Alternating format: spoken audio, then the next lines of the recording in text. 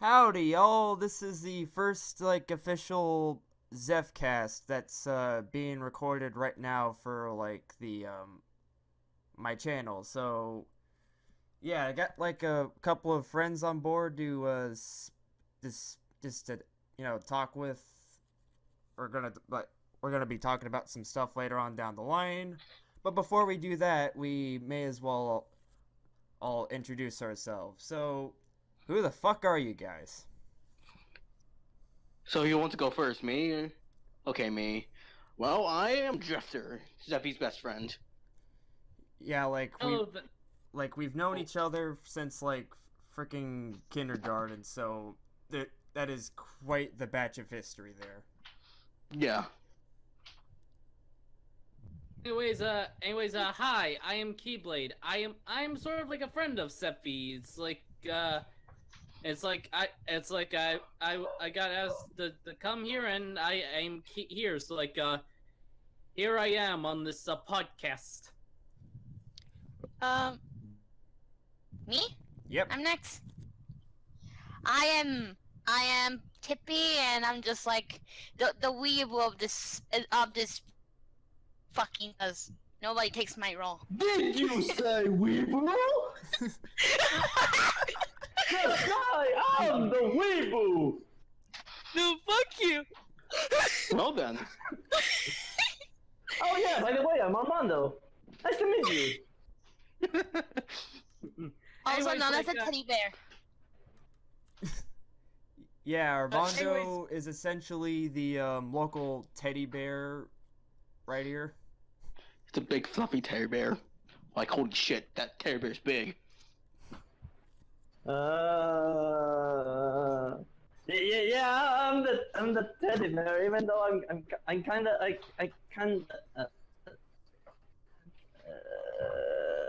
okay, we've ship. Help me! He's going to be the comic relief character. I don't know. Maybe I'm going to be the side character that is wrong with quality. Or maybe what you said. Yeah, probably what. Probably this like Your comic relief character confirmed. Armando KamiKaze is the comic relief character of this fucking podcast. That is Armando's role. But also, it's like the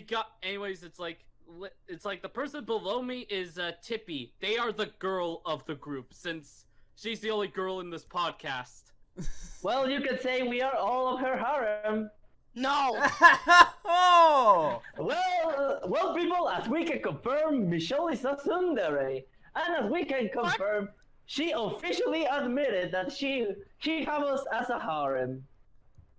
Fuck off. Alright, I kind As of... you can say, translated, it says, "Thank you guys for letting know the details of my current life."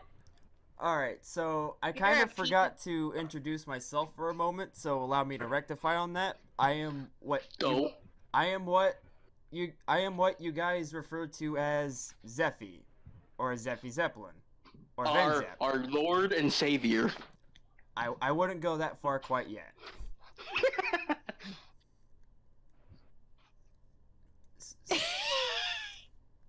God damn it.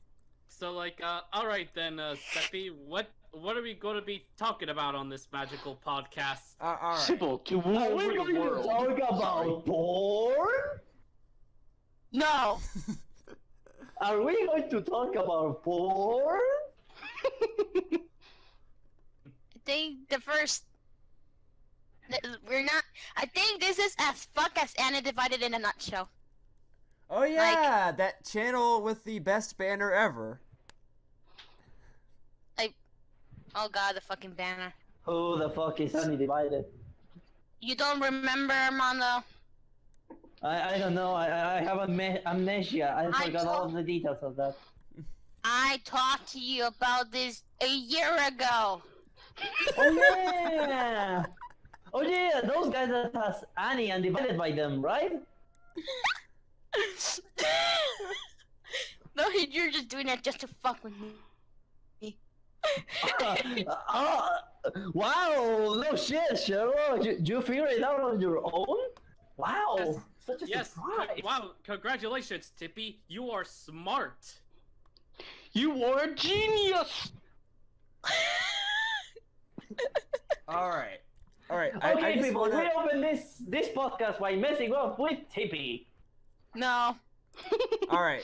I'm just And gonna... we can confirm she likes to be messed up with. Alright. Armando, we do not need me to be bullied. I do not want to be a punching bag right now. Like, there's already a Oh. podcast idea for that, but I'm gonna keep that, like, saved in the noggin for, like, later. But anyways, I'm just gonna ask all of you guys right now. Are you tough enough to enter the Salty Splatoon? Yes. Salty Hell yeah, I am. Splatoon? I didn't know Splatoon turned into Salty game. So, are we gonna say how tough are we? Yeah, yes, Drifter, how tough are you?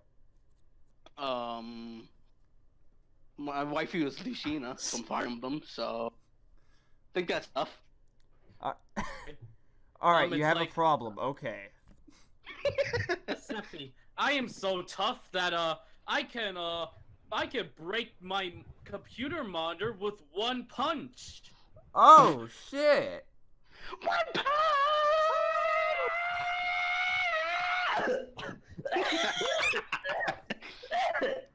Jesus Christ! How the fuck did they scream so much? Simple. They're Japanese. So how tough am I? I'm so thought that I killed so much ants. Sorry guys, I'm not that thought. Sumimasen! well done. Alright, like... Alright, to get an idea of how tough am I'm gonna need to see how many pigs I can pick up at a time. Oh my god, no! This is a public channel! Don't kill the pigs! Oh no! This is a Christian channel. Yeah, this is a... Pig. We don't allow pig killing allowed, But unless that pig is named Tippy.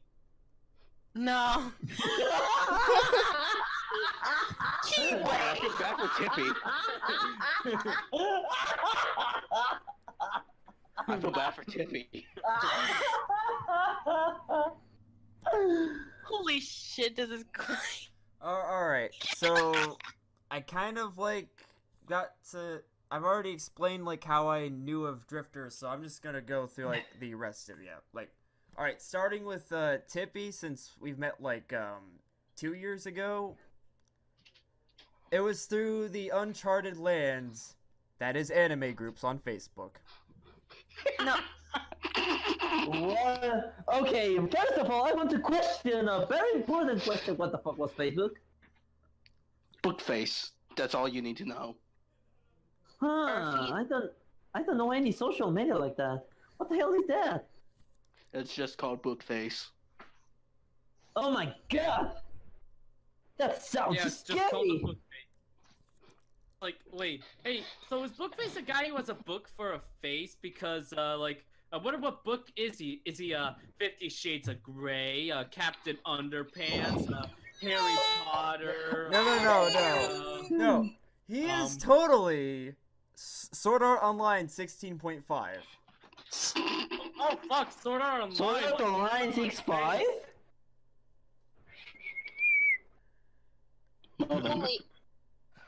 Holy shit, you pretty much put the fucking trigger button for me.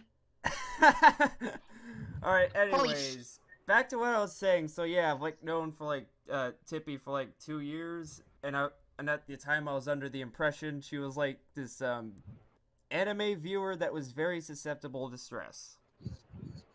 And fast forward to basically now, when we're like tight as shit or something. Yeah.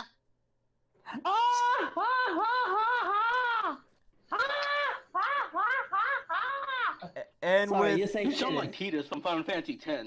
oh no! Because why'd he you said bring that Titus. up? I don't know. Because- Zephyr said Titus, and I randomly thought about the Titus love. I didn't say Titus though. I just said Tippy and I were tight as fuck. Oh, so basically you two are dating. I see. I'm not that so far, you you finally cunts confessed. and Oh my goals. god. Oh, congratulations! When is going to be the wedding? Keyblade. Congratulations!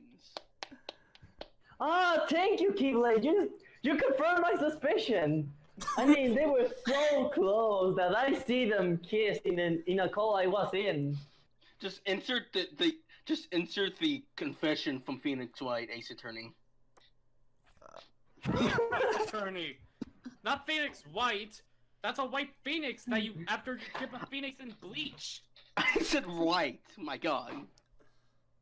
Wow. But I heard white, so it's like Phoenix White. Phoenix, you want guys? How about we all just create an alternate Phoenix White? It's like Phoenix White. He's completely white in a black and white world. That sounds like off. The game off. I mean. Never played it. I never played it. RPG. Eh. It's an RPG. Eh. Also, Nothing hey guys, Tippy did a thing. Yeah, look at the podcast on.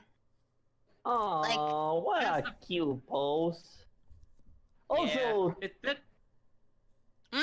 Tippy. It's like, guys, that's the face of Tippy plotting her revenge on this entire podcast. But guys, But to Guys. be honest, I did nothing Oh to my her, God. so. alright. All that's missing Oh my- is a peener. No. No. You can't now. well, I'm if getting- she's going to take revenge, then we are going to be the victims of her horny attacks. Fuck you. Thank you very much. Well done. Like, you guys know how the rules goes. If you got an ace in the call, you make sexual jokes at their expense. So, like, anyways, I have a very important question to ask everyone here, but, who here watches Team 4-Star? Not me. I got Much done fun. I watching think the we had- latest DBZ abridged episode yesterday. I watched Team 3-Star, thank you very much. Oh, fuck, Team 3-Star, that's, like, the best shit! No, you guys should check out Team 6-Star. They are the shit. But didn't one of their members outright try to commit tax fraud? Wait, Yoshi? No, that's Yoshi. That's Yoshi, dude. Works at Team 6-Star, your point? So, he just owes him $6. Then why the hell he's not doing it? Very stern about money. Alright, now I'm gonna just mention, like, how I kind of got to know, like, Armando and Key. And honestly, this is, like, a more recent in comparison since, you guys were already pretty close with, Tippy, and there was, like, some sort of, like, community formed after, Tippy made a Discord server, and that went, pretty well. It certainly did better than our last one, I will say that. Tippy had a But hey, you're telling just one part of the true history. The true I history had- of how I met Zephyr is a story that begins on the 19th century, and he told me that if I watch porn, and I say yes, and he shared me some porn, and I say, they do this horny, and that's how we met. Well then. That's some interesting did you know gaming thing.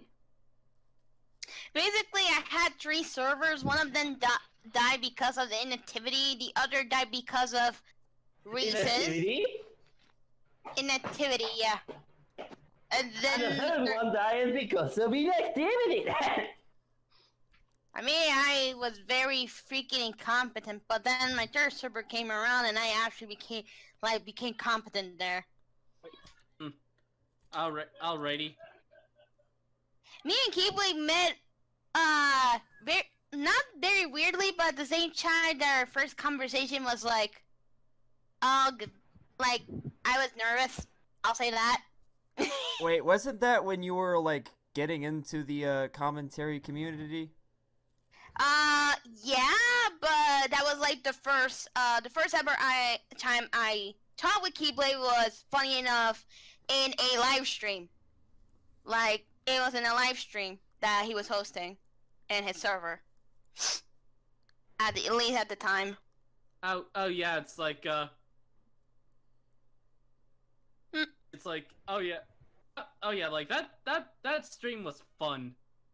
Yeah, I was I lost like twice. I believe I lost once in one of the games. And I was like, ah, god damn it! It was just fun. But I was also nervous, to be honest, considering like I don't like at first when I talk to people, it kind of just makes me feel a bit nervous at points.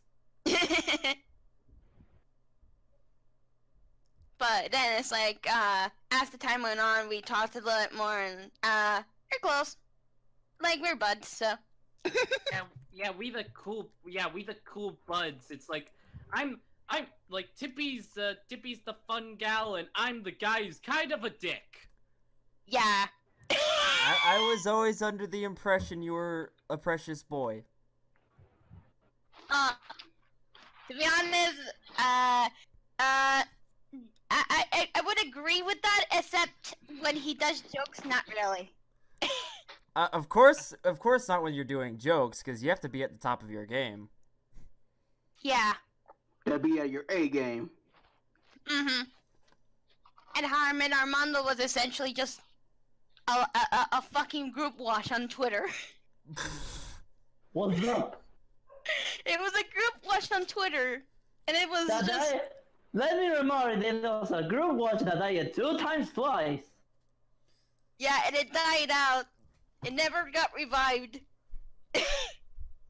We were just talking to each other because I followed you randomly, but then we actually like talked on message at one point. Then we went to Discord. Then we just became close buddies. That's all I'll say. Yeah. Shit happened, but let's say that between all of the shit jokes and horny things that happened, yeah, you can believe it. We were not making horny jokes at the time last year. Seriously? You were you were quite horny. That was the origins of your horniness. I was not making horny jokes. You are making jokes at me at my own expense for watching too much anime. Ah, sure, buddy. You were trying to get into the same amount of anime in less than a year. Whoa, shit! Let me remind, who the fuck challenged me to get into 1,000 anime before a spring season, knowing that I could easily do it in the amount of time she gave me to? Yeah, and I got bamboozled, and now I had to own up with that for that mistake that I made. Oh yeah, now that you kind of reminded me, reminded me of, you have to still watch Legend of the Galactic Heroes. Was it? One. Oh yeah, I don't know what anime you're talking about. Like, can I eat it?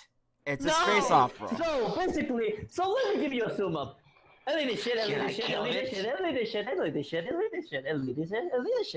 That's it. elitist shit. Yeah. Like, it's not terrible, but it's definitely, if you can digest 110 episodes that are like not very I would say it really depends, but I just don't find it interesting. I dropped it many times around episode 11. I couldn't get past that at all. Oh no, that doesn't sound good. I mean, this is just my own personal taste, and I'm pretty sure if anyone like outside the fucking call see this and then kind of pokes at me, and I'm like, I don't give a shit. All right, like I got like a weird meme question for you all before we get to talking about some stuff. All right, if you were to one day wake up as the opposite sex, what would you do?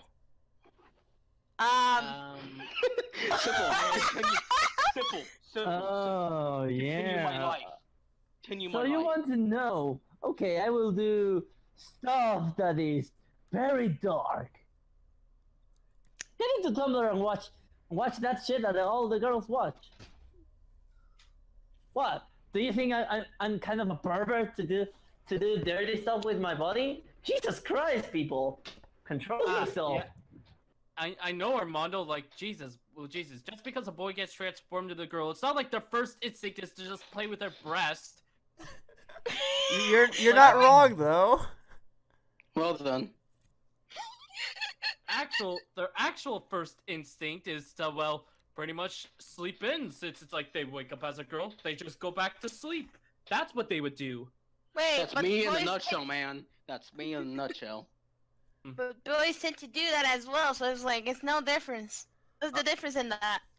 Alright, here's Well, what I the difference do. is that you are the difference, Michelle, is that you are horny and you actually fit in the men's body. Because of What your the horniness, of course. Alright, like here's No, I don't want to have a dick, though. Alright, here's what I do. I don't want to have a dick. Alright. We confirm, Michelle is a furry. I mean, Hey, I'm trying to speak here. Alright, so here's what I do. I get a meeting arranged with Tippy and maybe Mavi, and we all have a pillow fight. And have the song "Girls Wanna Have Fun." and the kicks. Wrong song. You failed. You get an F. Oh, Jesus. But if I'm like the only person that will have a dick, to be honest. It's like, So no, I don't want to basically, have a dick though. But if Well, this just intensifies the joke of me saying that you will have us as a harem. no, We confirm for the second time, people. fuck off. Oh, by the way, who knows, Tippy? If you were to turn into a dude, maybe you look more like Fire Fist.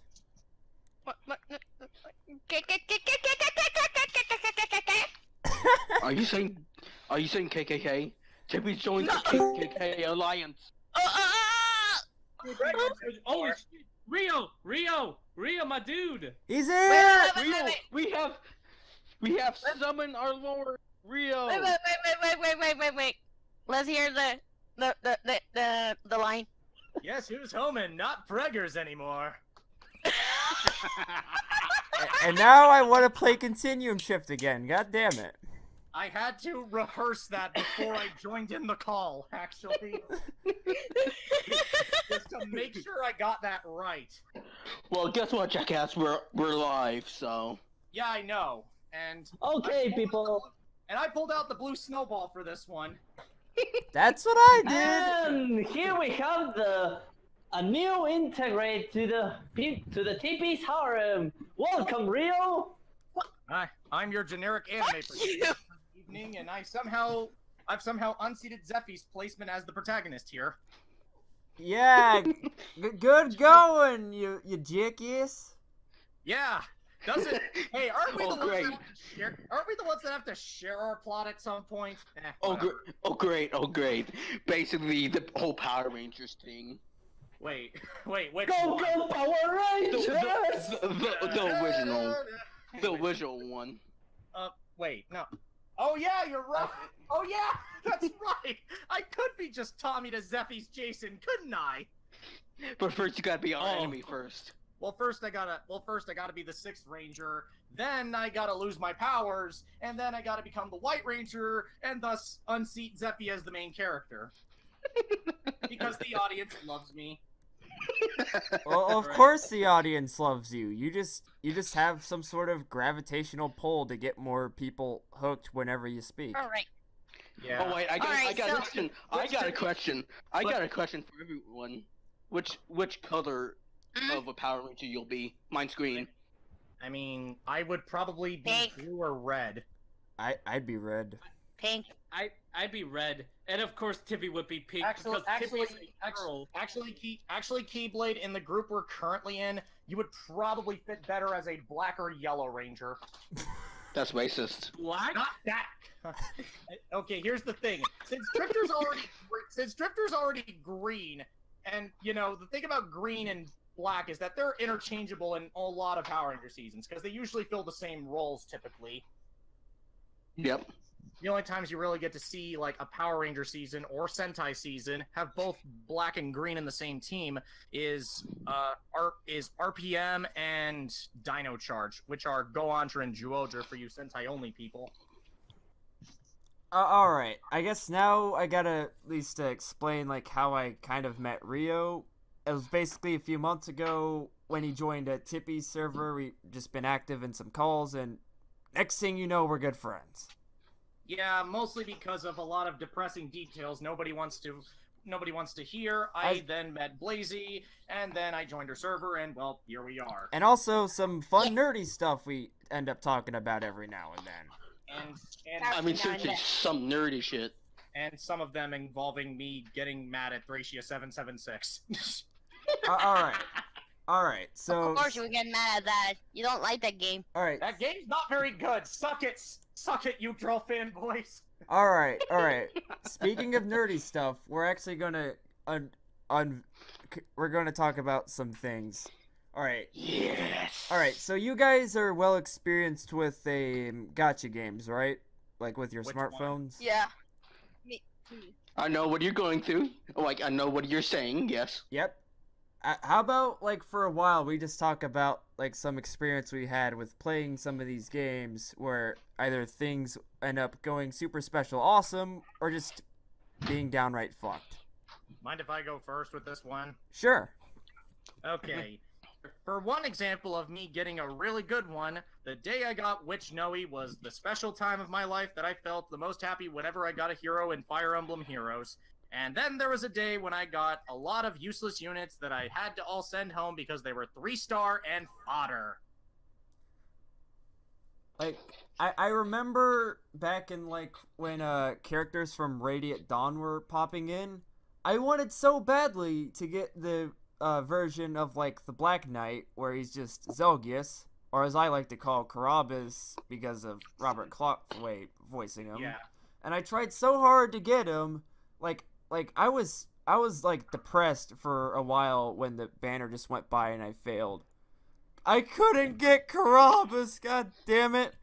And then fast Rest in forward peace. to a And that's the saddest moment from Zephy. Alright, so then Alright, so fast forward all the way to a banner focused on the main characters that use falchion as their chief weapon.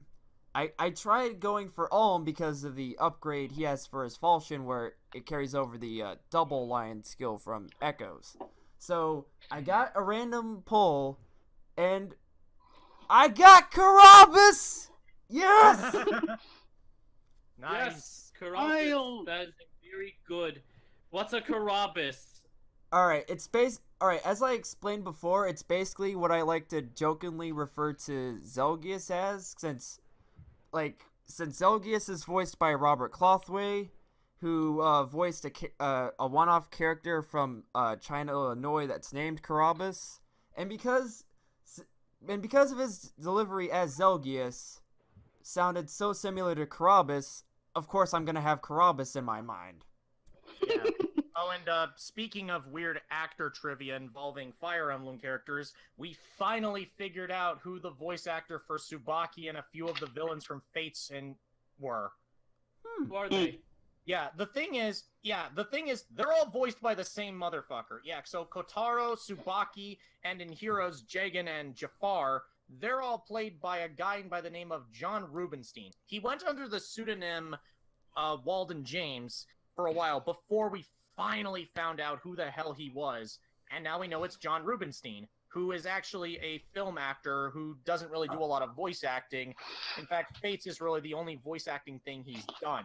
You might have seen him a few times in shows like Angel, Star Trek Voyager, and a few other shows that were on TV. He's been working since the 60s, so he's been working for many years, and he's like a fucking 70-year-old man doing these voices, and he's perfect as Tsubaki. Oh so... yeah, I forgot to mention, Rio is a fucking major when it comes to voice actor trivia. I mean, he's very, very, very knowledgeable voice actors. Mostly because I want to be a voice actor myself someday, and Trust me, and you'll see why later. All right. So, Okay, can I go? all right, Yes. I'll let you go.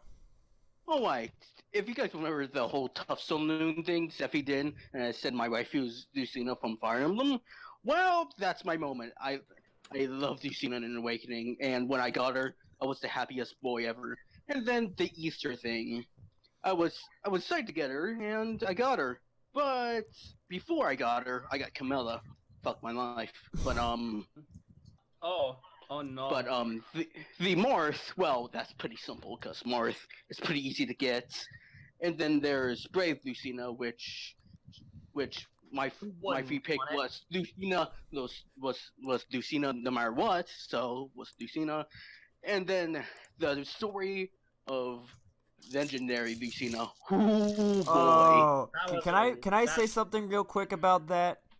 Like, Yes. when that was going on, like, I got like a couple of free blue polls. Like, so like up until that point, I picked up Summer Cordelia as well as Summer Camilla, and I just figured I just go in for the hell of it with when Legendary Lucina came around, and even though I didn't really care for Legendary Lucina, I ended up getting her as a free roll. Oh, Okay, that's now cool. back to my story of Legendary Lucina. Well, one of Zeffy's free random, like he said, was Legendary Lucina. I was just like, no, and I tried to do my free summon, and I got a 5-star. But it's not the one I want. It was the girl with the tome. I forgot her name. Harsha? Ishtar? I think Ishtar, yes. But yeah, I wasted like $75 to get Legendary Lucina, and out of all of them, nothing happened until the last day, the very last day of the summoning event for Legendary Lucina. I did some missions, did some things, then I got her. I was a happy boy there. I was a very, very happy boy. You went from depressed to happy in a matter of moments. You went Yeah, from because you wait, went how- from Guys, because Lucina cured my depression. you went from Waluigi fans in Smash and K Rool fans in Smash. Give me my fucking Waluigi for Smash Ultimate! Well, guess what, buddy? He's forever gonna be a set trophy. Anyways, Key, are you next? yes, it's like I just wanted to say, like a Drifter. It's like you got you. So basically, Fire Emblem Heroes screwed you over. Yeah, big time with Legendary Lucina. And And then trust me, it, she's not the only one. and then Yeah. it screwed you in a good way. Yes. So like, Indeed, my anyways, friends. it's like, as for me, it's like, I was like, Fire Emblem Heroes' summoning system is literally stupid. It's like they promised like you have a rare percentage of summoning this. But you do, Oh, trust they me. never give you that.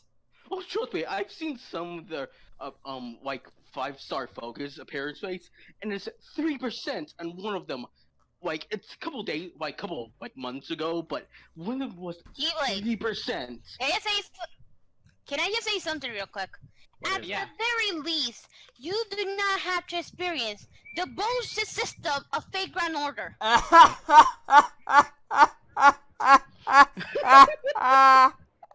Oh dear. No jokes on you. I never played Faint Grain Order, so yeah. Oh, I got a couple of stories there. No. Let me explain this. Let me explain my experience.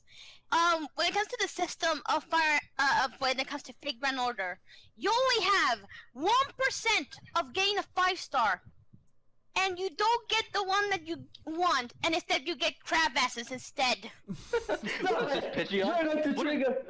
Stop it! what You're is going to this? trigger me. You're going to What- trigger the what- fact that I don't have a saber class till today. God damn it!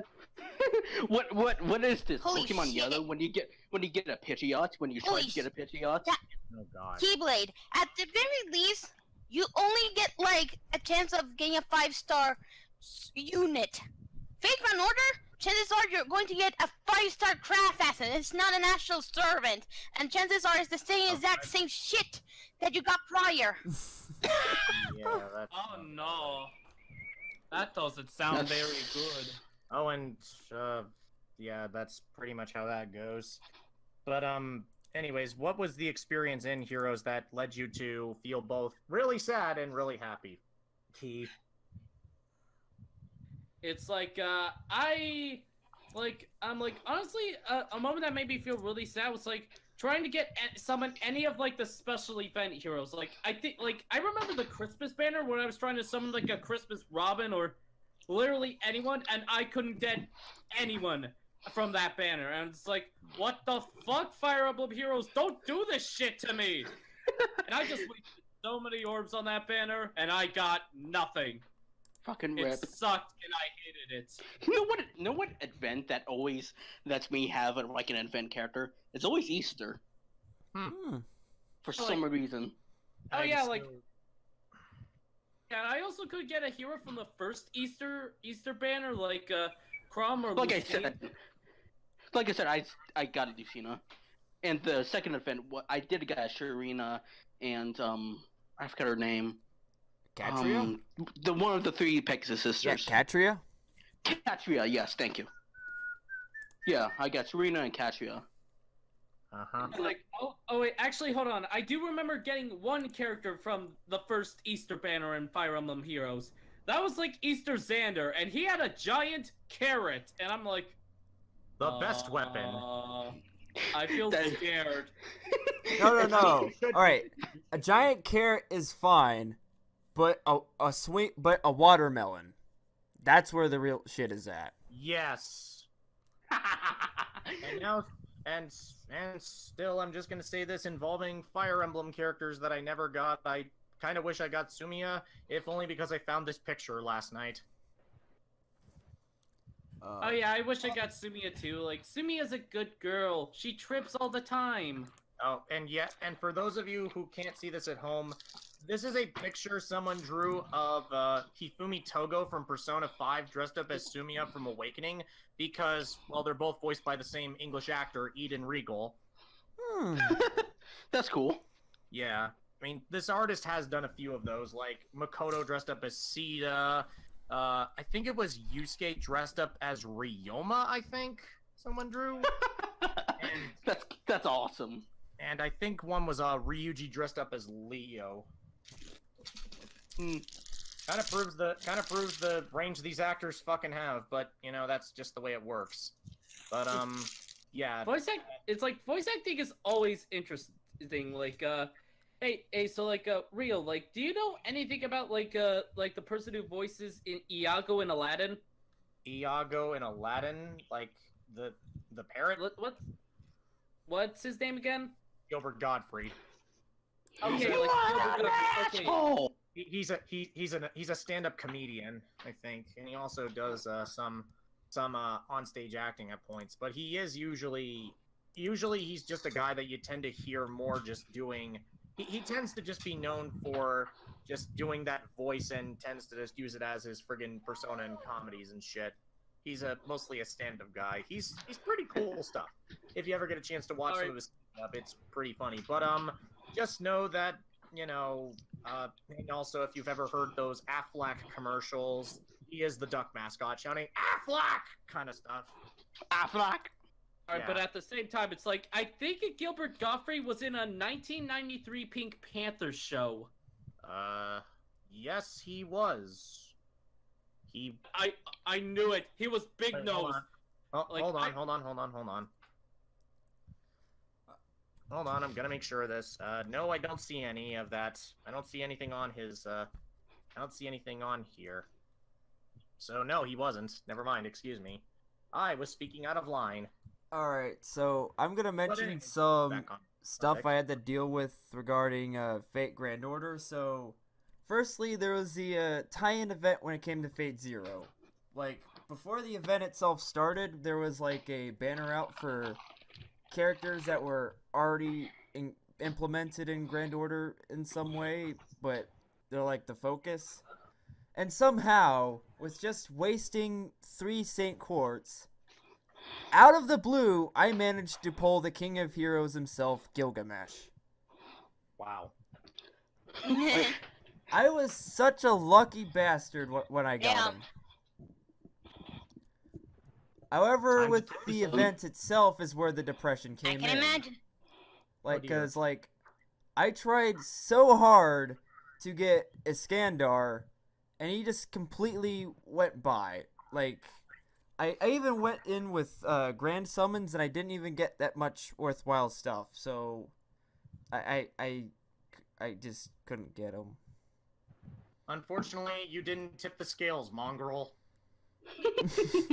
So like, anyways, it's like, guys, it's like, I asked this because it's like the voice actor for like Big Nose in the show literally sounds like Gilbert Gottfried. Hold on, I'm looking this up. It must be just a very similar way of working, but you said it was like the 90s one in particular you're talking about?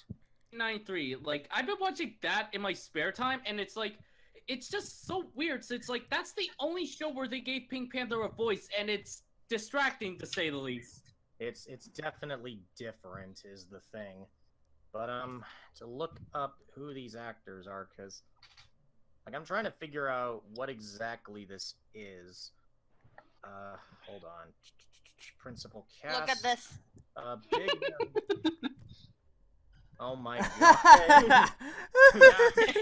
That's hilarious. You know, that is going to be me with the recent stuff going on with Fire Emblem Heroes, since I managed to pull Leaf, and I even managed to pull his dad Quan, and I think the chick that ends up birthing Leaf might be involved with the next Tempest trial, so I'm gonna get a family reunited. Also, when you said Quan, it reminded me, enjoy the gay bulge. There's gays? A gay bulge? No, it's okay. Does someone want to explain the gay bulge joke to Key? All right, so in some like form of mythology, there's this spear known as the gay bulge, and the thing is, in a joking sense, people pronounce it as gay bulge because of how gay bulge is spelled. Well, shit, that is so And- gay. And it's especially true if you're into the Fate series in particular, where Cuchulainn typically wields the gay bulg, and well, and apparently there was a thing in one of the dubs where they actually pronounced it gay bulge. In fact, Chris Hackney, the guy who plays Quan in Fire Emblem Heroes, tweeted recently that he was so tempted to actually say "gay bulge" during recording, and he had to stop himself from doing it. Well then. That's What a great man. That's the amount of fun actors have behind the scenes. Is just they sometimes want to make ridiculous shit up, but they also are just like, I gotta stay serious. I'm gonna be focused. And then when I'll they're be right off back. mic, they can just make the jokes. Yeah, it's like voice acting sounds like fun sometimes. It can be, but it can also be a hell of a strain on you if you're not prepared, especially if you're not getting paid enough for it. Looks at Ian James Corlett in the Ocean dub of DBZ, where he was never paid for all the screaming he did as Goku. Damn. Oh no. Yeah, that's the reason he stopped playing Goku after Season 1 in the Ocean dub, and then Peter Kalamis took over during the Namek saga. Like, did the Ocean dub ever actually finish airing all of Dragon Ball Z, or did they have to stop at a certain point? Okay, that's gonna require a bit of explanation, because the Ocean dub had to stop after, basically, after Goku is locked in combat with the Ginyu Force in the series. Basically, Funimation started from there and kept moving forward with the VHS releases and eventually aired on Toonami. It was only after a certain point when, basically, Ocean didn't start dubbing the series again until, okay, So the reason it's called the Ocean dub is because of the voice actors used, which are stationed in Vancouver, Canada at Ocean Studios in Vancouver, Canada. This is the same place for animes like Death Note, Black Lagoon, the Unicron trilogy of Transformers. They're all dubbed there. And they also are voice actors in a lot of cartoons you've probably seen, including the Ruby Spears Mega Man cartoon, Transformers Beast Wars, and most especially recently, My Little Pony Friendship is Magic. They're basically a big company and pretty much the most unionized group of voice actors in Vancouver, Canada. But at the same time, it was getting too expensive for Funimation and Saban to constantly outsource the voice acting to Vancouver. So once they started dubbing again, they decided, hey, let's just use voice actors that are stationed in Dallas, Texas to do voice acting. And since, Houston was also a thing at the time with ADV Films doing voice acting, Funimation decided to dip its hat in the ring. And thus, voice actors Sean Schemmel, Chris Sabat, Sonny Strait, and John Bergmeyer, that was his name, all basically got into doing voice acting. And basically the problem with the early Funimation dub is that they all tried to imitate the Ocean dub actors. And Chris Sabat, he is no Brian Drummond, and there's a reason why he made up his own original voice later on when they actually got around to becoming the characters rather than just imitating the Ocean actors. Oh. But Ocean got a second chance to continue dubbing the series around the time of the Android Saga when a French company known as the AB Group, which is pretty much known for giving us the French dub of Dragon Ball Z, as well as giving us the rather infamous Big Green dub of DBZ. The one where they constantly call Piccolo Big Green all the time, and it's also home to one of the most excellently delivered lines ever. That's hilarious that Piccolo has ever said. Let that child alone. What the fuck? Yeah, but the A&B Group allowed Ocean to continue dubbing the series from the Android Saga up until the end of the Boo Saga, and thus Ocean technically did do their own separate dub of the entire series. The only thing they missed out was basically everything after the Ginyu Force fight and up to the end of Frieza, as well as I think the Garlic Jr. arc. So they missed out on those arcs, but one of those was not worthwhile, so who gives a crap? But the AB Group helped them continue onwards with that, and well, they also allowed Blue Water Studios, the same dubbing company that did G Gundam and are currently doing the Cardfight Vanguard series and Buddy Fight series. They're currently dubbing those. They allowed them to do dubs of the original Dragon Ball series and Dragon Ball GT with their own voice actors. The Blue Water dub for Dragon Ball, the original series, is fine. The GT dub has a lot of issues. Just gonna put that very bluntly. Although they did actually do some things better than Funimation's dub of GT, believe it or not. Like, what did they do better than the Funimation dub exactly? Well, the thing is one thing I can definitely tell you is if you ever, there's the scene where Goku and Pan meet Nova Shenron in that destroyed city. In the Funimation dub, they took out a line involving Goku recognizing that Nova has the 4-star Dragon Ball and that it has a connection to his grandpa. The Blue Water dub actually kept this intact. And Funimation, when they were fighting the first Shadow Dragon, they basically ignored a joke that was given to them right there that Blue Water took advantage of. So, yes, while overall the dub wasn't that great, they still handled some things better than Funimation's dub. Ah, okay. And they also did cast and for the Blue Water dub of the original Dragon Ball, they casted Brendan Hunter, who most of you probably know as the 1999 version of Hisoka from Hunter x Hunter, playing Tien. And he actually did a really good job. I heard Hisoka. What's going on?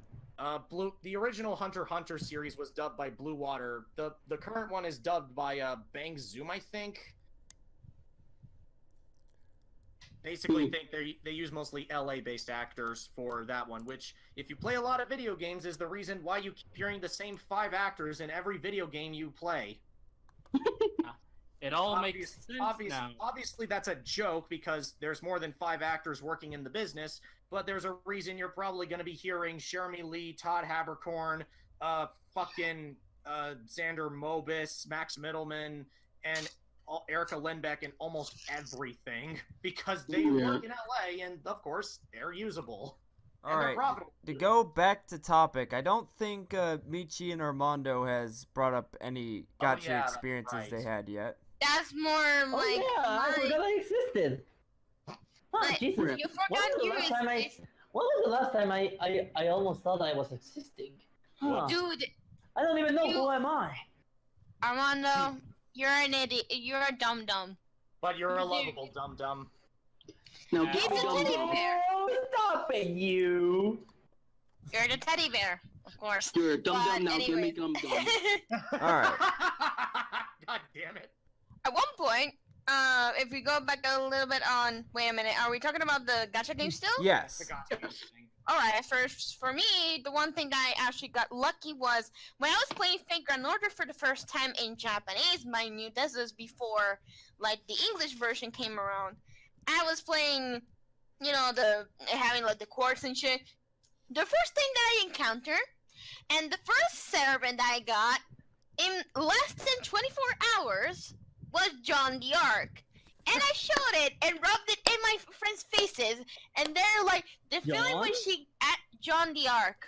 Yeah. Oh wait, you have a server called John. Oh, John Jesus Denmark. Christ. Like she's got like one of John the Ark. like she pulled one of the best support servants to have around. I basically pulled one of the better servants, and at the time, Ruler didn't had any sort of disadvantage at the time, quote unquote. But basically, a lot of people were surprised, and one of them got actually angry at me because they were like, the feeling when she got a John the Art in less than 24 hours into the game. I'm just like, suck it. Oh my god, I was just mean. Like, speaking of, like, starting out with Fate Grand Order, like, when I first played that, and this is, like, back in, like, NA, it was around the time where the Saber Wars event started, so I figured I'd hustle with the prologue so I can capitalize on the fact that Saber Alter is on Raid Up. And that certainly paid off well. Oh, Jesus. And of course, you're the saber star of this fucking server, to be honest. Of course I am. One of the most inconvenient things. One of the most inconvenient things that I had in gacha games, aside from like the stupid bullshit system from Fate Grand Order specifically, basically at one point after Hurricane Maria has passed by, I got my internet back, and there was an event going around, and I had 100 quartz at the time. I had 100 quartz at the time because I was earning things. Thank God that while Maria was out, I actually got like the bonuses for some odd reason. And I'm like, alright, I'm gonna go ahead and get in an event. Then there was like the caster Arturia. I wanted that. I wasted all my sand quartz, and I got at most a majority 5-star crap ass, and when I got a server that is 5-star, it wasn't the one that I wanted. I was like, I don't want this girl. I don't want this character. I want Arturia. And then afterwards, sometime after a week, because the event was still going on, I got Arturia and Caster Arturia, but I was still pissed off. I was like, I could have gotten it sooner, but no. It's a big fuck you. It's a big fuck you when you think about it. Yep. Well, I don't even have to tell my story about it. You all know it because my bad luck is so badly that I just don't have any saber till this day. Oh, well, you can wait up here. I'm going to cry on the corner. I mean, excuse me. You can always borrow mine. Like, she can just wreck house. Yeah. You can just borrow saber, you know. Unlike Fire Emblem Heroes, when they don't actually allow you to use other people's server units. Unless it's like the like the whole thing. I forgot what it's called. Oh yeah, but... the Not the voting gauntlet. The other one. Voting Gauntlet, yeah, that's the only one that No, accepts there's the other one where you can use a lot of your characters. You can also use your friends. Wait, which one was this? It's the one that you can use multiple of your units instead of 4. The thing with all the thing that has all the, you gotta capture certain places and all that crap. Yeah, Yeah, you can use but- your buddies. Well, Yeah, you isn't can that use your just buddies. fucking convenient? I was also Yep. going to say, I hate whenever I play Fire Emblem Heroes, majority at least one time, every time I summon someone, is going to be Corrin. Like the male one. And I'm like, Oh, I maybe it's got something to- 15! I got 15 male Corrins! I'm not kidding. And you haven't. Oh, well. You know what I'm character I always get Saving them. as colorless? You know what character I always get as colorless? Reese? Hazama. Oh, Azuma. Yeah. I personally, like, I got Mark Crom repeatedly, but the one that annoyed me the most is Corrin, because every fucking time I'm going to summon, it's Corrin. It's going to have one Corrin, and I'm like, can you please give me one summon that isn't Corrin every time I summon? It's worse when you have to constantly think of me every time you think of Corrin. No, it's like, okay, I didn't hear like Corrin's voice until at one point I did, and I'm like, this guy sounds like a lot like Rio, and then I'm like, oh, Yeah. oh, okay. Alrighty. Also, I found the thing Keyblade, and also the voice actor that. But yeah, just putting this in. So it's Wallace Shawn who voiced the little man. Yeah. Why is he trying to be Gilbert Gottfried? Well, I mean, considering he's Rex from Toy Story, that's one way of going about it. Rex from Toy Story? Yes. Yeah. You just gotta Oh my use God, your now head. this I did not know about. And he's also Wallace Shawn is Rex from Toy Story, the principal from a Goofy movie, and he's also Mr. Incredible's boss from The Incredibles. Oh, the one he almost choked to death. The one he punched through a wall. Yeah, I you love would that Well, he was part. Bertram from Family Guy. Yeah. The thing is, Wallace Shawn is a very well-known actor. Like he's got a very distinctive voice, very distinctive way of acting. That he is probably he's one of those actors that when you hear his voice, it's like, wait, that sounds familiar, and then you realize, oh wait, I've heard this guy in things before. And Wallace Shawn is definitely an actor that fits under that category quite a bit. Then again, speaking of The Incredibles, though, I'm still impressed Brad Bird is the fucking voice of Edna. Yeah, that is like the best character from The Incredibles. And also, the fact that the director voices her is the best, and the director's a male. Also, guys, apparently Matt Fewer apparently voiced a lot of characters in the Dumb and Dumber the animated series. Yes, the guy that plays the Pink Panther in the '93 series. Yes, he does a lot of different voices. And well, to be fair here with Matt Freer, he has a lot of things he's known for, which most of them are, he's all over the place when it comes to what he does. Hold on, he was also the bishop in like the Castlevania anime, which is like, that that's anime where someone got kicked in the dick. That's the power of being a voice actor allows you to go places. Alright, like, do the power any of of you being a guys voice have actor. more gotcha stories to lay up before we move on to another topic? If you want one that really gets me always sad, I never got any other version of Marth besides the original one. Wait, not Keyblade? even. No, by the way, can I just go on an unrelated note? Keyblade, the freaking sprite that you just asked commissioned for Autumn, the one with the board. I think you can hear Ambassador me more ammunition because he added it in the fucking video. He's going to make. Oh. Oh boy. What have I done? Uh-oh. Oh no! Oh no. Oh no. Alright, so a funny story. So, this is when Legendary Marth came around in Heroes.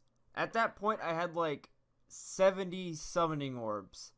Like, I blazed through a lot of those orbs, and the only worthwhile units I got was that Dancer from Genealogy and another Fjorm, even though I had like 3 other Fjorms around. And so, I'm on my last leg, like on another day, where I see like 2 red orbs. I end up pulling another Crom, and then, when I click on the next orb to follow, at that point where I have no orbs left, I end up getting the man himself, the Hero King with a sexy shield. I wish I could have gotten Legendary Marth or Bridal Marth or Groom Marth, excuse me. You're lucky. I tried to do that and it didn't work out. Trying to get Marth outside of his original version is really hard. And also, we know one thing's for certain. Now all we need is Alm to get a fucking alt. I'm not sure him as basically a wet bow user. I mean, he could have been a really good red bow user, and it would have been really nice to see him, because he can canonically use a frickin' bow, Lucina. Alright, guys, it's like, speed of Alm. I wasn't the only one who was pissed off that Alm wasn't in Fire Emblem Warriors yet. So, Celica. The overrated Celica. priestess. Well, to be fair here with Celica, her playstyle does match more of Marth's playstyle than Alm does. Alm's a lot more fierce and striking with his strikes, while Celica fits more of the elegant striking, as well as her magic styling matching more Marth's playstyle. So, you know, because in that case, I get it. That, and also I remember Erica Lindbeck stating, "Hey, you just finished." Like, she mentioned that she was called in immediately after finishing Echoes. She's then like, "Hey, you're in this gacha game called Heroes." I'm like, and she's like, "Oh, I have to do that too?" And I was like, "Hey, you're doing Warriors." I'm like, "What?" Like, she was very overwhelmed when she realized how big Celica was for the game. alright, but like, at the same time, why could you let Alm and Celica both be in the game? They need to go together. I mean, I'm already separated by her, and Celica's off doing other things. And also, I was in this fighting game called Blaze Blue Cross Tag Battle, and it was called Hide for some reason. Oh, God. And now it just makes me realize, modders for PC version of Blaze Blue Cross Tag Battle, mod Alm to look like Alm by Hide to look like Alm, please. Alright. Carly jokes, everybody. Alright. We're gonna move on to something else. So Yeah. Alright, Yeah, sorry so alright, let's be real. All of us right in this call, no exceptions, are anticipating Super Smash Bros. Ultimate. Oh, Yeah. Lord, fuck yes! Alright. It's My Even Okay. Armando, despite not having a Switch. oh god, that Thank hurt. you! Fuck you! Why do you have to remind me of the cruel reality? I mean, Lazy doesn't have a Switch either. But you have to I have have a one! Switch! And I've Tippy, got how one, too. could you? Why don't you have a Switch? Like, what are you, broke? Yes! Dude, I am broke. Thanks a fucking lot! I mean, Like- to be fair, Thank you! I like people pressing their Switch! It's fine. I have my console. I have the games to play with. Yeah, it's a Smash Ultimate. Yeah. okay, Hey, don't you have like a Wii U? At the very least, you can play Wii U. But then again, You can play also Smash can. 4. I mean, to be But fair, it's not the Switch! but at I the need same to time, switch! I need to switch! I need to switch my life into it. But Armando, look at it this way. You've got early access to games that nobody else is getting until they come out for the Switch. Hmm. Even You if some have a versions point. of that game, You can of play the game, You can play. has modes that kind of sucks. Looking at you, Mario Kart 8. Or how about this? Maybe you actually get to play games that nobody else will play, like Tokyo Mirage Sessions, Xenoblade Chronicles Wonderful X, 101. or the Wonderful 101. Oh yeah, you're right. Ah. And yes, and before anyone tries to say anything, Smash Ultimate is not a port of Smash 4. So for people who prefer the mechanics of Smash 4, well, there you go. You have something to be proud of. All right. So as And I by was the gonna way, say, and by the way, if you ever thought that the Smash Ultimate is a part of Smash 4, then fuck you. all right. There you go. As I was gonna say, I've actually talked to Drifter about this last week regarding roster speculation, but who do you guys think will make it in the game? Shadow. Can I say? Oh, Sure. I don't know. believe Gino. I People- believe Gino. People are talking about all the stuff about Isaac. I have seen people wanting Isaac in Smash Brothers. Which, I to don't be know fair, much you're of the. Golden Sun. Yeah, I don't know much of the Golden Sun saga, but as I can tell, people wants Isaac to be there, so I guess I'm going to be the poser here and say Isaac. The only But as character. well, because you know me, I'm not a poser, so I'm going to say, give me a fucking F-Zero game for fuck's sake! F-Zero Again. game, or just give us Black Shadow as an echo for Captain Falcon, since Ganondorf has more original moves to him this time. All right. Yeah. As for me, it's like I've been really wanting Rex and Pyra. Like that has been on my mind a lot of the time. Like, add Rex and Pyra. I mean, for fuck's sake, Xenoblade Chronicles 2 came out. It's on the Nintendo Switch. Smash Ultimate's on the Nintendo Switch. You guys can advertise Xenoblade Chronicles 2 with Smash Ultimate. I mean, you guys did that for like the original Xenoblade, and look at how well that people now know the memes. You did that for that. You did it for Fates, technically. Yeah. Alright. So I don't think people that hear me. I believe Gino. I'm mostly for me. I'm just thinking it's either gonna be like I can already tell you a new Echo is probably gonna be Shadow from Sonic the Hedgehog. That would make the most sense to put in for in this. But I mean, honestly, Gino does seem like the safe bet for a new character, but if you want my personal opinion, can we at the very least get Rundus, please? I know that we've already gotten 2 Metroid reps, but Rundus, I've please? actually talked to Drifter about this last week, because like I've mentioned before that it might be a neat idea to get like Rundus in, since the Prime series might get a little bit more traction with Prime 4 along the way, and we don't have that many characters in Smash Brothers that are adept when it comes to cryomancy. Yeah. To be honest, I sadly highly doubt it, because we kind of have already a Metroid Prime rep, and that is Samus? Dark Samus. Dark Samus, but I don't know. At the same time, I still kind of wish, at least. Can I opinion about it? Because I don't know, like the Dark Samus character is. I was kind of indifferent when they announced the Dark Samus was there, but props to people that wanted Dark Samus because Well, I to don't be know. I fair, just I mean, it's a decent idea for an Echo. yeah, Dark Samus is perfect. All right. Speaking of ideas for Echoes, let's talk about the one where it actually makes sense to be an Echo fighter for Ike. Give it up for the Black Knight again. It's not gonna be the Black Knight.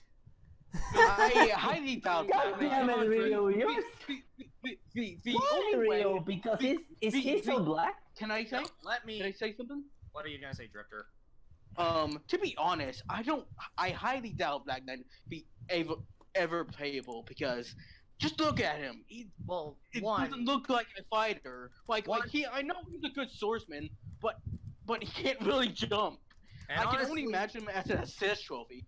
an assist trophy or a boss character. And there is a much better Echo idea for Ike at this point that would honestly work a lot better if you want to do something. Give us a character from 3 houses, maybe, that uses, I don't know, a fucking axe or something. Or better yet, add Lynn. No. She already Nah. is an assist trophy. She's kind of in the same place Waluigi is. All right. Yeah. All right. You mentioned like 3 houses, so I forgot her name, but I think the one chick that uses an axe, as well as Fjorm from Edelgard. Heroes, would make for some interesting newcomers. Yeah, and that yeah. and also, well, the only other character I could see possibly fitting Ike's body type is Sigurd, and who the hell's gonna know who the hell Sigurd is outside of Heroes? And if I know who the fuck he is. Who the hell he is? He's the guy that got cucked into oblivion. Yeah, cucked into oblivion and burned alive, and you might as well start calling him Shonen Marth, basically. Actually, That's no. my Actually, favorite anime character. Actually, no. Not Bishonen Marth, Utena Marth. I'm sorry, but looking at Sigurd, he looks like a fucking Utena character. Am I the only one seeing this? Not quite. That makes sense. Like, I look don't at this see artwork. Look at this artwork of Sigurd from Genealogy of the Holy War. He looks like he came straight out of Utena to me. I agree. No. He came For straight some- out of Putin. Which, to For be some fair here, reason- which let's be fair here. Didn't Utena come out around 1996? Before anyone Kinda. says that, to be honest, I'm getting Sailor Moon vibes. I don't know. Well, here's the thing about that. See, Revolutionary Girl Utena was an anime series based on a manga, and the anime was directed by the same guy who directed the 3rd season of Sailor Moon, Sailor Moon S. Oh shit. So the reason why you're getting a Sailor Moon vibe from it is because, well, one, just look at the fucking shoujo art style. It tends to look very similar half the time, much like shonen. And if you've seen Utena, you would know that if you've seen the 3rd season of Sailor Moon, it looks heavily similar. And well, there's a reason why there's a lot of lesbians. I mean cousins. I mean lesbians. Lesbians. Then, like, it's like the 3rd season of Sailor Moon, the best season because of lesbians. No, the best season. It's the best season because it has the most engaging plot and it has some of the best villains in the series. Makes sense. There's a lot of reasons why the 3rd season, and it's also the only version of Sailor Moon Crystal that isn't rushed as hell. Oh yeah. That's another story for another day when I decide, hey, let's talk about Crystal someday. All right. Oh yeah, so- Crystal is known for. Oh god, that's a lot of. That's a lot. We'll talk about this another day, maybe in another podcast. But we decide, hey, let's discuss magical girls or some shit. But let's get back on topic. All right, so yeah, I brought up that Fjorm and that one chick for 3 houses would be nice choices for newcomers for Smash Ultimate. Though Yeah. Fjorm for me is going to be easier to explain since, well, Heroes is already making itself like it's I mean, making seriously, Nintendo the a shit is pretty becoming decent amount popular. of money and One at a time. It's printing money. It's pretty much printing money for Nintendo. It's pretty much the most profitable thing they have right now. yeah, and with Fjorm basically being like the face of Fire Emblem Heroes when Book 2 came around, and with their unique design with their spear as well as her affinity for ice, we can get an interesting playstyle out of that. Yeah, exactly. And also to note, I think that's also helps out Brandon's theory. They added a Fire Emblem Heroes theme in Ultimate. Yeah, so for all we know, maybe it'll happen sooner than we think. Like, I You know- remember when they did that for Snake Eater, and I was thinking, are they going to throw in Big Boss as an Echo Fighter? Which, let's be fair here, that would be awesome. Like, we'd get more Yeah. villain reps, and, you know, we've recently seen a rise for villains coming around. Right? Yeah, Yeah. makes sense. And before people argue about Big Boss being a villain, keep in mind how he was like in the first Metal Gear, as well as the second Metal Gear game to follow.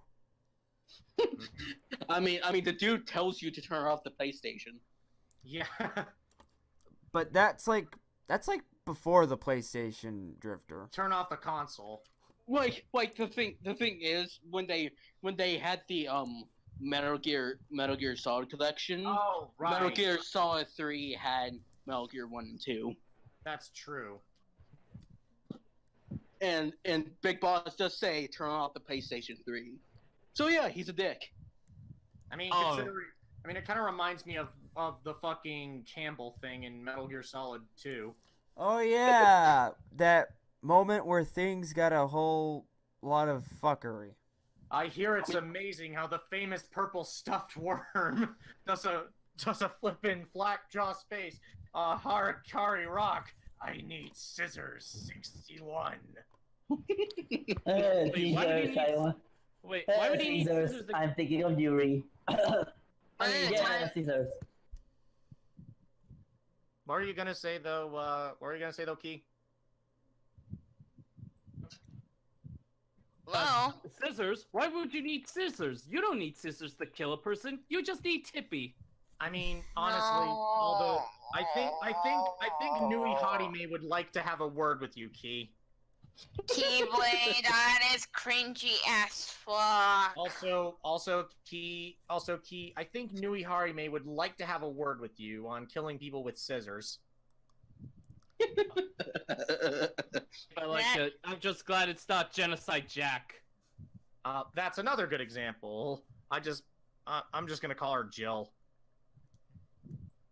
Jack and Jill went up the hill to catch a pail of water. Jack got the water. I and Jill was killed someone. thinking about that. But or if you want to be technically, or if you want to go by a different case, just call her Sho, or just call her Toko and Toko's Insane Side. Or Joe from Resident Evil. Not that Jill. Or We're basically talking- Jill after she lost her mind. All right. Or rather, split personality sneezing. All right. Here's what we really need to see in Smash Ultimate. We need Waddle Dee in, goddammit. And Dana D, yeah. Yes. Actually, I saw a few posts today talking about, oh hey, there's no reasons for Bandana D to be in. He's just a Goomba with the hat and a spear, or reasons for having him in Smash Ultimate. None.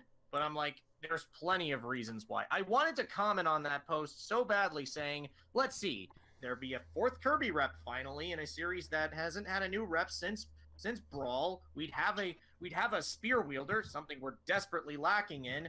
We'd have a character that would also complete a quartet of characters from Return to Dreamland, and it would also allow us to, well, again, have a unique playstyle that pretty much designed itself from Return to Dreamland. And not to Yes. mention, we'd have one of the most dedicated bros in a game with bros in its title. Exactly.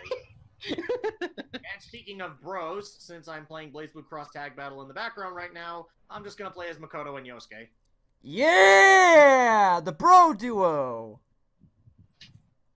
And just because I feel like being dumb, let's have Carmine and Yang be my... Alright. Why am I always stuck working with Miss Busty McBoobs over here? Alright. As you're- Alright, so... Alright. It would probably make sense to throw in another Namco rep for Smash whenever that gets announced. Yeah. Yeah, because out of everyone that's not Square Enix, yeah, they have a lot of reps, and Square Enix, not Square Enix, Namco needs reps. Again, the most obvious choice, honestly, would be Lloyd Irving from Tales of Symphonia, so it would Like- make the most sense for him to come in. Alright, there's 3 things that come in mind to me. There's like that obvious one, Lloyd from Tales of Symphonia. Another obvious one being Heihachi from Tekken, since we'd have a traditional fighting game character thrown in alongside Ryu, and again, we get more villain reps. Oh! And also biased fanboy stuff coming right now, Nightmare and Soul Calibur, since we get a vicious playstyle, more villain reps, and Soul Calibur did get a lot of traction with the GameCube version of Soul Calibur 2. Yes. To be honest with you, Brandon, I don't believe Nightmare, because what they're doing with some of the characters in Smash Ultimate is characters that have me outfits, especially with Lloyd and Heihachi. Oh yeah, I don't know. you have a point there. I don't know. Like, I don't find Nightmare fitting in Super Smash Brothers. Well, I mean, Well, to be fair here, look at friggin' Snake. Like, he shouldn't fucking fit in this shit. Same with friggin' Robin Duck Hunt. Or Bayonetta. Bayonetta. Well, Bayonetta. Oh, hey guys, remember Damn that it, you have a comic where point. like when well, Simon... at least, well, at least it's not a fucking. Damn it, I lost the point. Oh yeah, at It's least it's not not that fucking thing with the Sans it being in Smash. I mean, that is going to be weird as shit if they legit announced Sans for Smash Brothers. I mean, I don't know. At this point, it doesn't seem like it would happen. The only ones that would make any sense if we're getting any independent rep would honestly just be Shantae, and even then, she's got a lack of an idea to get over, considering Shovel Knight was, well, either that or, I don't know. I guess the only other one I can see is, I mean, really, Shantae's the only real independent character I can think of getting in, and even then, would she even be a fighter? Is the real question. Considering I imagine Shovel Knight Quote. and Bomberman. I imagine quote from Cave Story, but Well, I guess, but that one's not as big as Shantae and Shovel Knight are. yes. Then again, we've seen weirder announcements get happen. I mean, the Wii Fit Trainer, anybody? Or Rob. Oh yeah, that was a weird announcement. Like, Well, we Rob fit was trainer- more of a Rob was a surprise to anyone who was playing the Subspace Emissary, really, because when they see it, it's like, wait, Rob is a playable character in Brawl? Holy shit! And Yeah. Okay. But, yeah, pretty much that's all I can really say is just, honestly, all I want is just more ice users, and Fjorm and Rundus are the two I really want the most, if we're going by ice wielders only. I feel ya. Most wanted Echo is honestly either Black Shadow or Shadow the Hedgehog. And my most wanted at the moment is, Big Boss. Yee. And, wait. So Keyblade has to sort of get going since he needs to finish a thing for school. Okay. Alright. what? Alright, we'll talk to you later, Key. Yeah, but like Take care, please. See Oh, see you later, man. Keyblade. to and also See ya. like Tippy, say something funny to end off my appearance. Wait a sec, I'm just like doing something. Sorry about that. Alright, he That was funny left. enough for him, apparently. Huh? That was funny enough for him to go, apparently. But, anyways. Alright.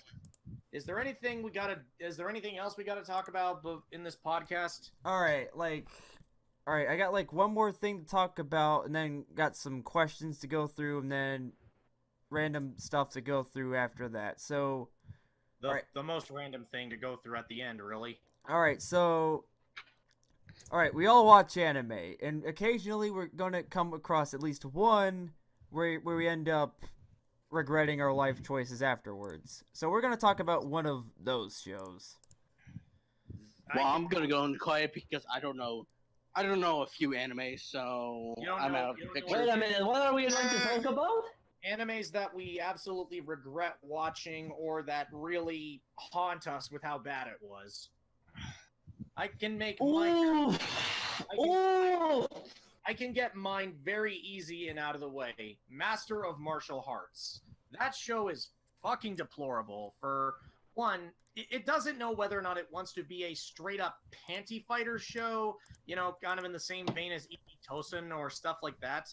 It really doesn't know whether or not it wants to be that kind of show, or if it wants to deconstruct it, leading to a fucking mess. And it is Oh, awful. I have one.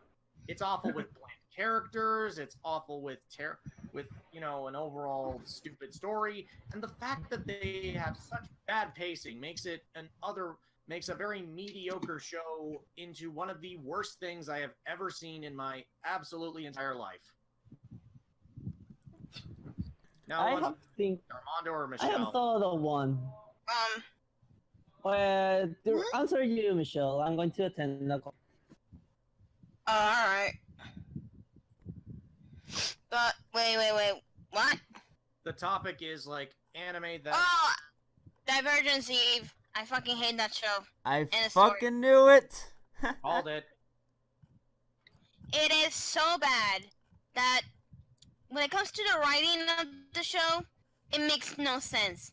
Because at one point, they had this one scene where they were training, and they pre-established that they had these goggles. They pre-established that they had these goggles that are to practice, yet they somehow, like, to explain a little bit more, you can only see the holograms with the goggles. Guess what happened? They didn't wear the goggles, and despite that, washed the freaking trombone. And I'm like, but then you pre-established that you can't really see anything without the goggles. Another thing, the leader. I don't want to be racist. You were cutting out a Wait a minute. What show are we talking about? The piece of shit leader. Okay. Continue, please. Like the black leader is not even like the level of stupid, and I mean I'm not trying to be racist or anything, but it's like can't even remember his name because he's that forgettable as a leader. He says that it's a hologram, but at the same time, at in another point, he said that it was dangerous. And I'm like, which one is it? If it's dangerous, then why are you still not doing anything? And if it's not a hologram, then you're pretty much over-exaggerating the entire shit. The protagonist has this kind of background that makes no fucking sense. Oh, daddy, it like that. Alright, Michi, you're cutting out a bit like crazy, and, also Discord's getting a bit fucked for me.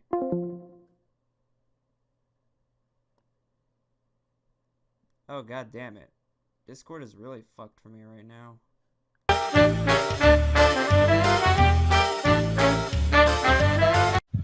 Sorry about that, guys. Like, when Michi was, like, getting across our thoughts on Divergence Eve, Discord decided to, I guess, just be a whole bunch of fuck on my end, and I had to force myself to, like, reset, so it took a while to, come back.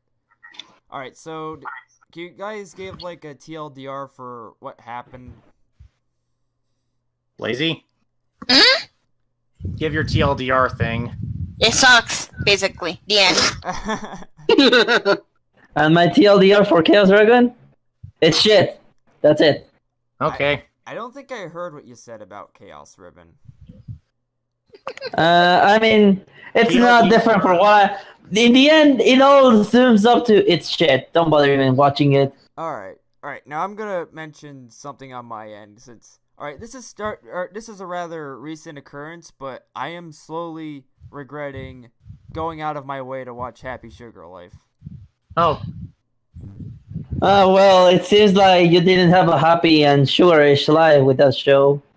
Like, the thing is, like, the premise itself was already kind of ridiculous, because you had this chick that was just void of any emotion or self-fulfillment in life, and then you just meet this random-ass little girl who's been separated from her family, and that apparently she's all lovey gooey wooey bullshit, and she'll just kill anyone, like even people that would by normal circumstances be friends, just over just a character that over this little girl that you're basically harboring at this point. Oh Jesus. Sweet Jesus. That does sound pretty bad. Indeed. I don't really mind it per se, but that's really like I'm very desensitized to stuff at this point when it comes to anime, considering I've watched so many. You know. Yeah. Zephy, you alive? Yeah, I'm still alive. Okay. Just you kind of stopped talking after you talked about the whole thing, so it was a bit worried that we cut off again. But anyways. Anyways, what's this our next topic? Since, well, our Drifter doesn't have a lot to say about that. I don't have a lot of anime too. Like, I've seen some anime, but all the animes I've seen, I don't even hated them. You mostly have seen the good ones, so you're good. Yeah. Alright, so the rest at this point is basically, questions, but I'm gonna get like one more meme one out of the way since this one came from Armando. Mm-hmm. So, Yeah. Alright, so Armando at one point asked, "Are you ready for the slam and welcoming the jam?" No. I mean, I'm ready to jam any time. I'm just kind of. I feel So like. I want to ask in a legitimate way, are you ready for the slam and welcome to the jam?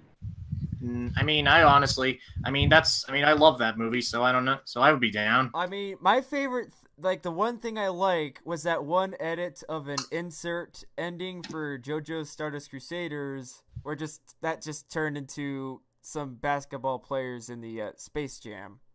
Yeah. Yeah. The ending with the Boingo brothers. Yep. Yeah. What? I mean. Then again, I also really like my Slam Jam remixes, so I know how that feels. All right, now for the genuine questions, to which there are 6 to go off of. All right, this has to do with internet upbringings. Like, how did you guys discover the internet, and at what age were you when you discovered it? Were you at places like Newgrounds and the likes, or were? So here is the story of how all of my life ended after being normal for several years ended abruptly. There was one day, this miserable day, I was just waking up in the sense of wanting to just have some bread. Until one day, I have catch up with my father using his computer, and I asked him, "What are you doing, Papa?" "Oh, I'm watching some YouTube videos." "What is YouTube?" And from there, here is the little fog you see today. Okay. I guess. Do you want to go first, Drifter? Yeah. To be honest, I guess the first website I ever go to was YouTube, because I barely remember what website I ever went to. I mean, if you want to count my school life, I did some computer stuff like games and all that, but I'm not sure if that counted. I'll get to that later, but continue. But yeah, that's about it for me. Maybe YouTube. For me, because here's the thing, I'm overly privileged as hell, so I had an internet connection back in the early days, and I used to play like old Flash games on say like the old Cartoon Network and Disney Channel websites, and that was kind of like some of the first things. But if you want to sort of in the internet that we sort of know it more as, I guess technically the first site I really got to understanding in that sense was DeviantArt, actually. Which helped me find some cool fan art of some cool fan art of some characters I really like. I found some cool Sonic fan art. I found some really cool Final Fantasy fan art, some cool Kingdom Hearts one, and especially at the time Naruto ones. So I'd say DeviantArt was like the first real site I really got interested in. Then YouTube came around when I was looking up weird videos of things. It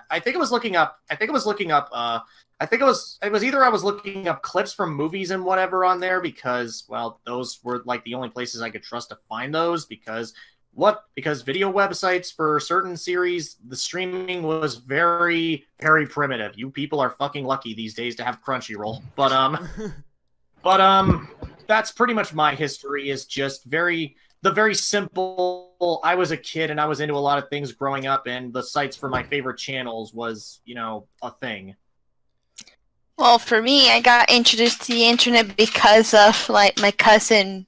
Once my mom bought like a computer, the first thing I went through is obviously YouTube, because at the time I was very interested in Pokemon stuff. So I was like, "Hey, I'm gonna go and make my own YouTube channel." And I then made my own Facebook. I don't know why I even did that in the first place, but details. And from there, I just discovered the wonderful place known as Pokemon Battles, as well as Smosh. Oh dear. Oh, good old times, Smosh! My nostalgia are repeated. That was weirdly enough not from my teenage years, but I do know a lot of friends that watched it, so that's my thing with that. Anyway. All right, so this is a bit. I don't remember this too well, but this is pretty basic stuff where I've been getting into a lot of things, and like the earliest thing I remember doing on the internet is look for race car pictures, since the very first game I ever got to playing was a Gran Turismo game. 50. All right, and then after that, like with the inception of YouTube and stuff on the rise, I end up checking out some Kingdom Hearts related stuff, since the first Kingdom Hearts games is one of those cherished classics from my childhood, and because of that, I got to know of this sick, really cool Final Mix content, which at the time I wasn't aware was Japanese exclusive, and also because of some secret cutscene stuff, I was able to keep up with what was going on with Kingdom Hearts' plot, despite what would happen later. Even though, really, it's not as hard as you'd think, but still. Yeah, because the thing is, you have to go out of your way to actually look this stuff up. Yeah. Now, back in those days. Nowadays, not so much, but anyways. And also, another thing I was really into at the time was like Naruto, since that was like one of the few that was the hot shit at the time. I was ironically comfortable with, and because of the internet, I knew that Shippuden was a thing. Yeah. Yeah, me too. That was the reason I even got interested in checking out Shippuden, because I'm thinking, who's this really pale-looking dude that's with a sword or whatever? He seemed interesting, and I wouldn't know until years later who the hell that was, or that he'd be voiced by Number One from Kids Next Door. Oh yeah, and because of my brother also getting into the internet, like, I occasionally see some weird stuff that is either really weird, or some crude content like you'd expect from like Shane Dawson back in the day, or because this was something my brother was getting into, scary shit. Wait, what? Scary shit. What is that? Rio, this is really easy to wrap your head around. Basically, content that's made to get to freak out people.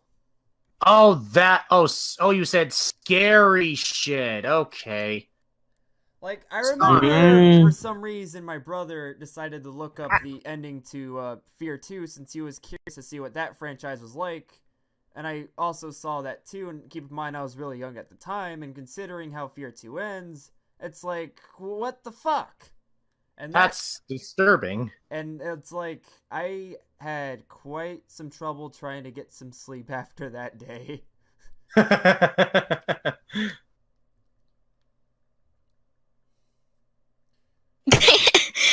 But it's like,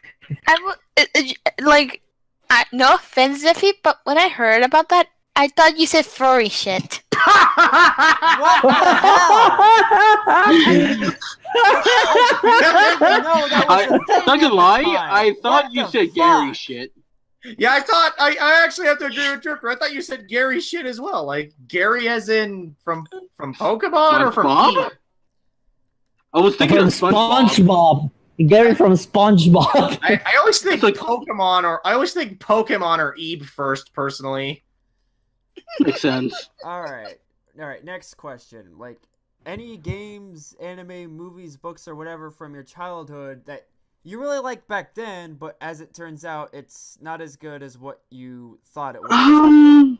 To be honest with you, it's sort of like Pokemon to me, but it's not bad of a series. It's just, I'm just about it now. For me, that is Transformers Energon, one of the worst shows I've ever seen in my life, and I'm surprised I liked this as a kid. Alright, I'm gonna say something a bit controversial, but Teen Titans. I get it. Makes sense. Like, alright, it's a good show, but it's not as profound or great as, like, people make it out to be. Like, it has its duds. Yeah. I think, as Bennett the Sage put it in his Teen Titans Trouble in Tokyo review, he stated this: it's that most people don't want Teen Titans back. You were cutting out a bit. Yeah, man. Okay, I get it now. My microphone was coming unplugged. Am I clear now? Yeah. Yes. Yeah. Okay, I was making a joke. I was making a reference to Bennett the Sage's Teen Titans Trouble in Tokyo video, where he stated they don't want Teen Titans back. They want Batman Beyond back. Well, true. And also, ironically, something that people praise about Teen Titans is something I kind of have a problem with. And Rio, this is something we brought up on more than one occasion, so you know exactly what I'm talking about. I'm curious. Alright, it has to do... Alright, we can just say that this character is quite terrible. Oh my god. God, that joke. I was waiting for that pun to show up. Shame on you, Brandon. No biscuit for you. Like here's the thing. Ah, terrible. I get it. You son of a bitch. You finally learned the way of the bad jokes.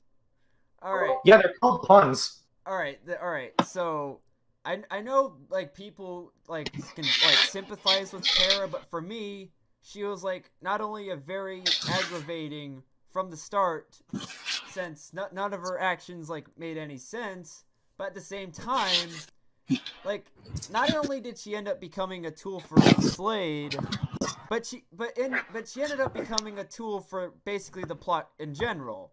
Like I made this joke earlier, and Zeffy stole my joke. Yep, like the writers just wrote her to do like whatever after she became Slade's apprentice, and she takes like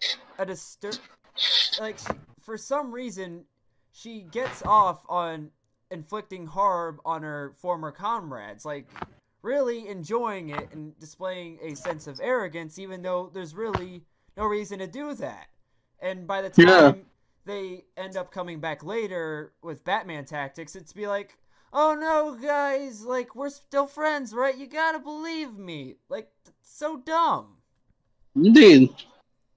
And this, my friends, is why the comics version of Terra, by all means, kind of better. Well, okay, I'm being a bit facetious with that one. If you for the audience that's hearing this, if you prefer Terra's more sympathetic side, more power to you. There are many arguments to make for why that's the case. It's just that for myself, I think the comics version is a lot more interesting as a character, even if she is a 13-year-old that fucks Slade for no reason.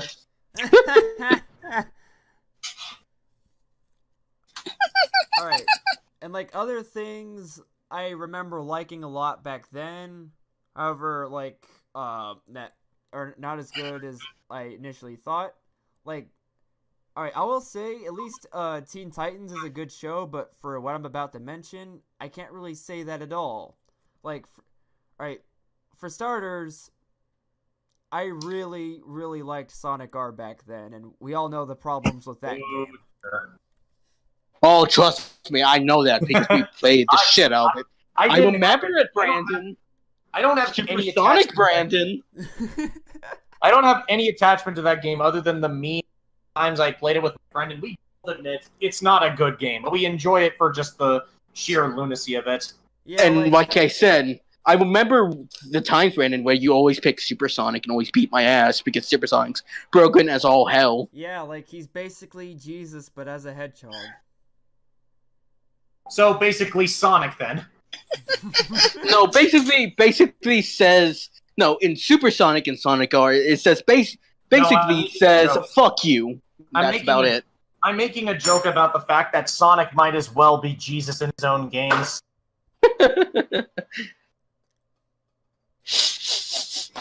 True. Blazy, you got anything that you liked from your childhood but don't really like as much these days? Let me just think. Oh yeah. I used to like this one. I used to like this one movie that was like very entertaining, but now that I look at it now, it's like, yeah, this is shit. It was I don't remember the name, but it had to do with horror comedy. I don't remember. Horror comedy. Oh yeah, I used to like also Johnny Test. Now I just don't like it as much. I was exactly the same way. I Me was the too. exact same way too. Like, Me too. I like Johnny Thanks to a Test in the game, chat. but thanks to a game that distracted me of Johnny Test, Rocket Slime. Yeah, I've seen a little bit of Johnny Test. Thanks to a game I like to play in one of my childhood games, Rocket Slime. Dragon Quest Rocket Slime. And if anyone played that, you are amazing, my friend. Yeah. I was going to also mention naked animals was something that I also like as a kid, but now Almost when I Naked look Animals? back at Almost naked Yeah. animals, yeah. Almost naked animals. Oh Holy my- shit! I okay, remember I that one. remember liking that, but now that I look back at it, I'm just like, why did I like that? Did I like that? I think it's not good. It's just mediocre, but still. And as for movies, I think the one movie that I don't like as much is like Scooby-Doo 1. I think 2 is better in my opinion, personally. But back in the day, I liked the film. But when I look at it now, after a while, I'm just like, I can't stop pinpointing issues. Like I mean- Zoinks, Tippy. No, do not be Shaggy. The first Oh, thanks, Scooby! Like the No, you first film has a lot of issues, and you can tell that it's a not for everyone thing. The second movie is definitely a more accurate Scooby-Doo adaptation. Mm-hmm. It has more flair to it. It has something going for it, at least with Scooby-Doo 2. And it Yeah. feels like there's actual stakes. I mean, there were stakes in the first film. It's just the obvious dumbassery with just some of the weird stuff, and it felt more like a parody of Scooby-Doo rather than a genuine adaptation. Alright, Um, I'm gonna mention one more thing. So, you guys did remember watch the Spider-Man movie from like Sam Raimi, right? The first one? Yeah, because there was like a tie-in game to that, and I used to play that a lot on the PS2. Yeah, the first movie game, yeah. Like looking back on it, that game is very Meh. yeah.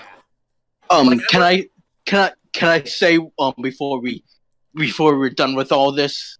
Well, Armando hasn't gone yet, so please do. Oh, then Armando, you go first. You go first. I'll be the last one.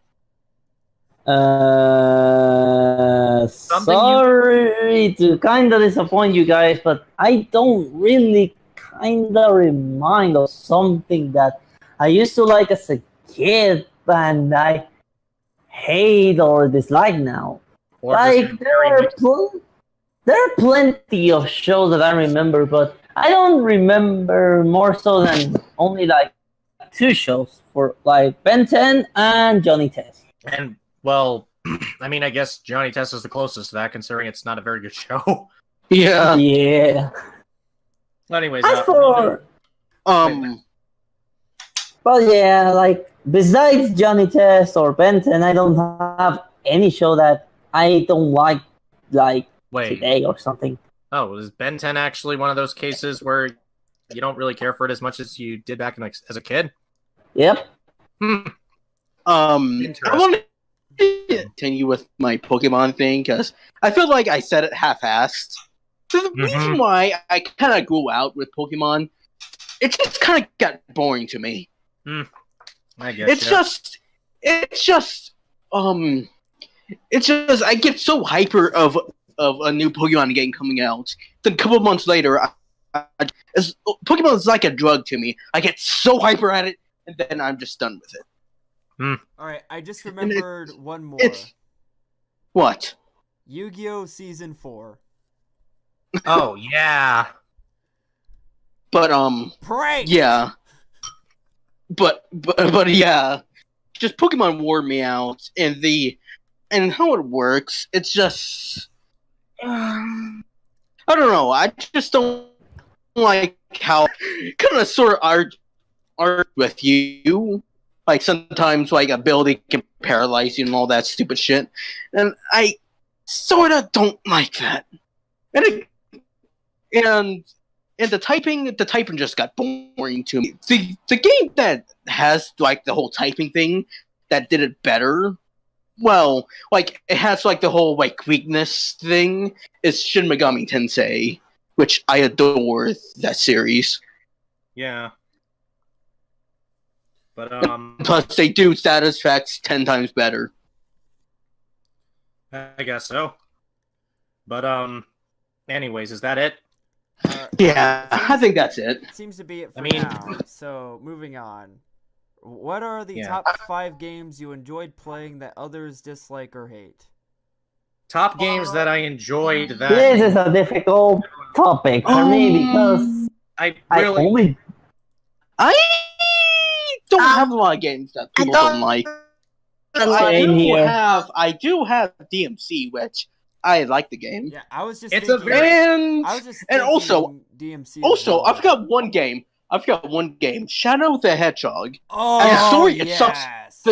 The story, it sucks balls, but the gameplay, I like it. I wouldn't say honestly, it's not the story that sucks balls, more as the execution of how it was handled. Like if it was just True. if it was a straightforward story and not the jumbled mess that we got in multiple paths thing, I think it would have been salvageable. Understandable. But It makes sense. But if you want a game I like that a lot of people probably don't really, I mean, I could go the easy way out and pick Fates, but really, Fates isn't really considered a bad game. It's just its story is considered bad. So I can't count that technically. Yeah, and plus the I gameplay of Fates is mean- pretty good. I mean, Yeah, when that's you the- have at least some war between two nations that apparently, as it turns out, is caused by a giant invisible dragon in the sky that would render all sort of conflict meaningless as soon as you take care of them, I can't really blame anyone for complaining about Fates' plot. Even though it's real as they say it is, because it actually had this thing called build up, unlike a awakening. Yeah.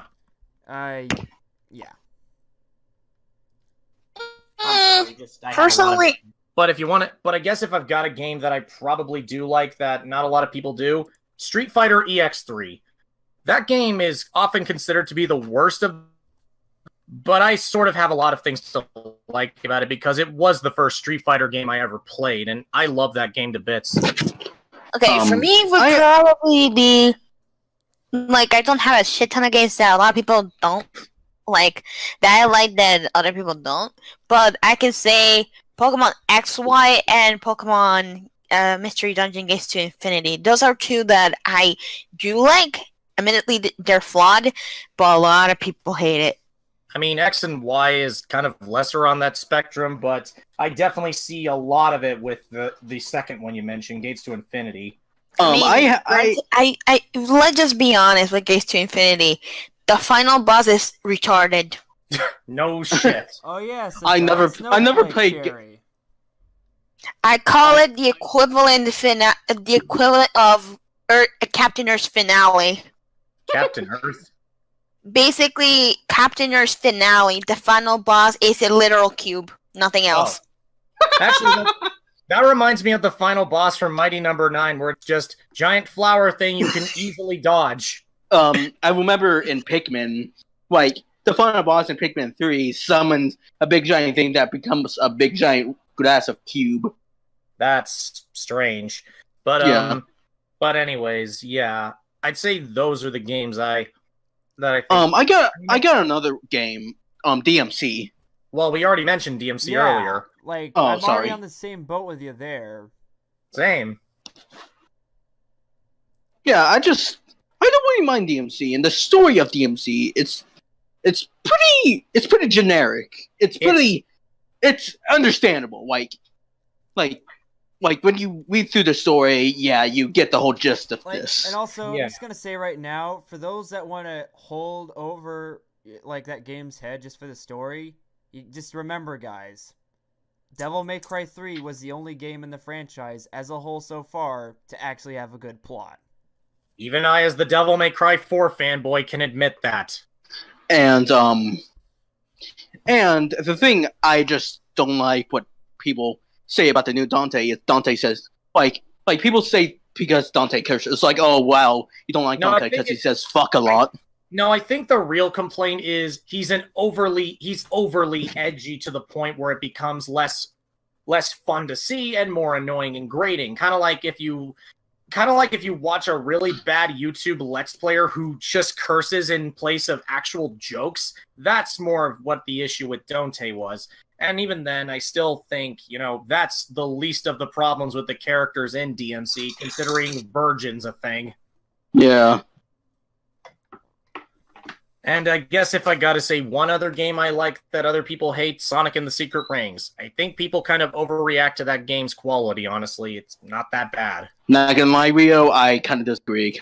I don't like the game. Trust me, a lot of people disagree with me. I've just accepted this as my life. Also, But- I don't care what anyone says. I like the Black Knight. You like what? What? I like Sonic and the Black Knight. Like that is That is a fantastic game. That is a good game. Yeah. I mean, And it's sorry to great. say this, Rio, it's better than Secret Rings. It is better than Secret Rings. Why would I deny that? Sorry. I mean, it's even better than Sonic 06. Well, to be fair here, that's a low bar to go through. I Yeah. mean, some people. Okay, That's a low not blow, denying- Colonel. Okay, this is a little bit derailing, but okay, Sonic 06 can be bad, but the soundtrack is actually good. Well, to be fair here, that's also a pretty high bar to not go under when it comes to Sonic music, and it's a great soundtrack. like the one exception, sort of like being Rise of Lyric. Well, Oh, God, Racist Lyric. Rise of Lyric's music isn't even bad, just generic and forgettable, which, for a Sonic soundtrack, that's terrible, but it's not unbearable to listen to, at least. Yeah. You say, well, I guess the only soundtrack you can never listen to straight with a Sonic soundtrack is Sonic the Hedgehog Genesis for the Game Boy Advance. Ooh. Oh, But, by the way, speaking of Rise of Lyrics' soundtrack being bland, Rio, that just adds more comparison with Rise of Lyric and other Sonic games to Ratchet & Clank 2016 and the PS2 game. Okay, that's the weird thing I mentioned. Like, I mentioned that 2016's Ratchet & Clank is comparable to Rise of Lyric because nobody shuts up. That it takes a lot of things that could have worked, but doesn't do them nearly as well. Or at least, that's what I'm gathering from you. I don't know why I'm getting so passionate about a game I've never played. I must be really good at sympathizing with people. like so far, when I've been playing 2016, not only was there not a good sign of this things going in, since this is like riding off of the heels of a really atrocious movie that in and of itself didn't really knew what made the source material good to begin with, but but even then, it's like the game itself is fully functional, and yet it still has its studs. Like, again, with the dialogue being atrocious as all hell, awkward transitions since they had to splice in some scenes from the movie. Oh yeah, and again, like, no one ever shuts the hell up. Which, even then, watching Clank 26, it functions. That's something Rise of Lyric can't fucking do. And also, there is this underlying disregard for the original game entirely, since, well, for one, you don't really see any of the weapons from the original game. You don't really have the same type of style that made the original game stand out. And what made the characters stand out back then is not really there anymore, since they had to, dolen things up for marketing. I almost chucked my dinner. Oh yeah, and let's have another villain from another game be thrown in just to pander to the fan base. And also to note, they shot on Ratchet's character. That's what I was getting at earlier. Yeah. But anyways, should we move on? Is that all we gotta say? It seems like it. Yeah. Yeah. Alright. Has there been any games that hit you emotionally, or any segments of a particular game? Fire Emblem Fates. Just gonna simply put it there. Be right. Near Automata. Oh yeah, Nier Automata is like.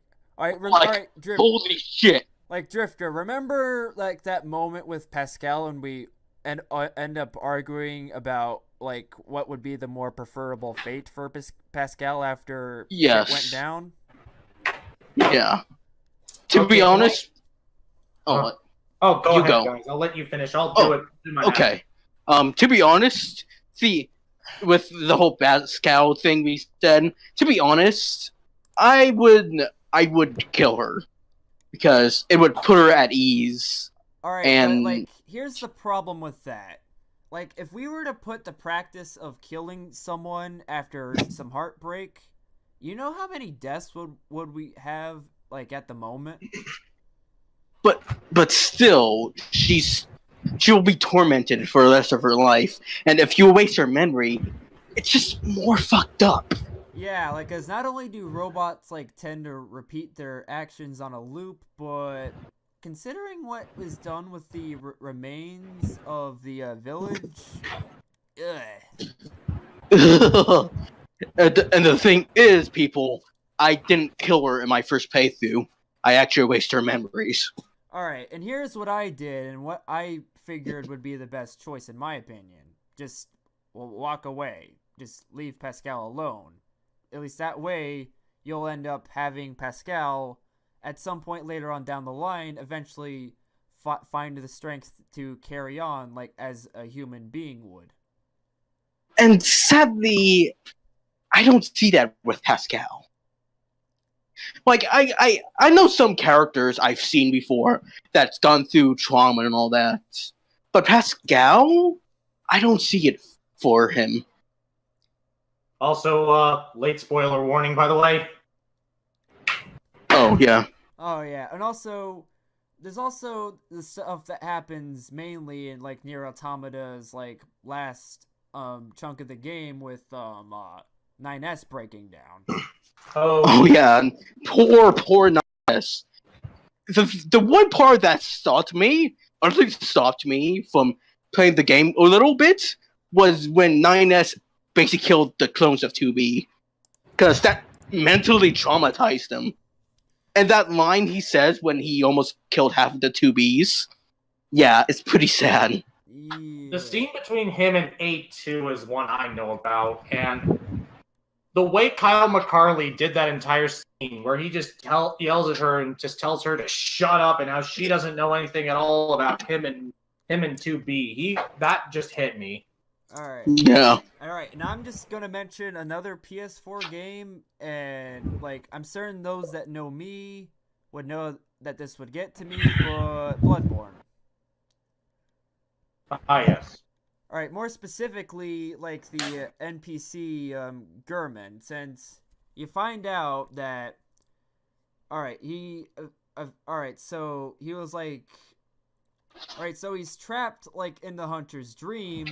And he probably created that, like, not only to gain some sort of relevance as far as being a hunter goes, but to also gain back some love that was lost in the form of bringing a doll to life. Except that didn't really work out all that well because, of course, personality-wise, the doll was nothing like the person that Gurman had a curious mania for, so to speak.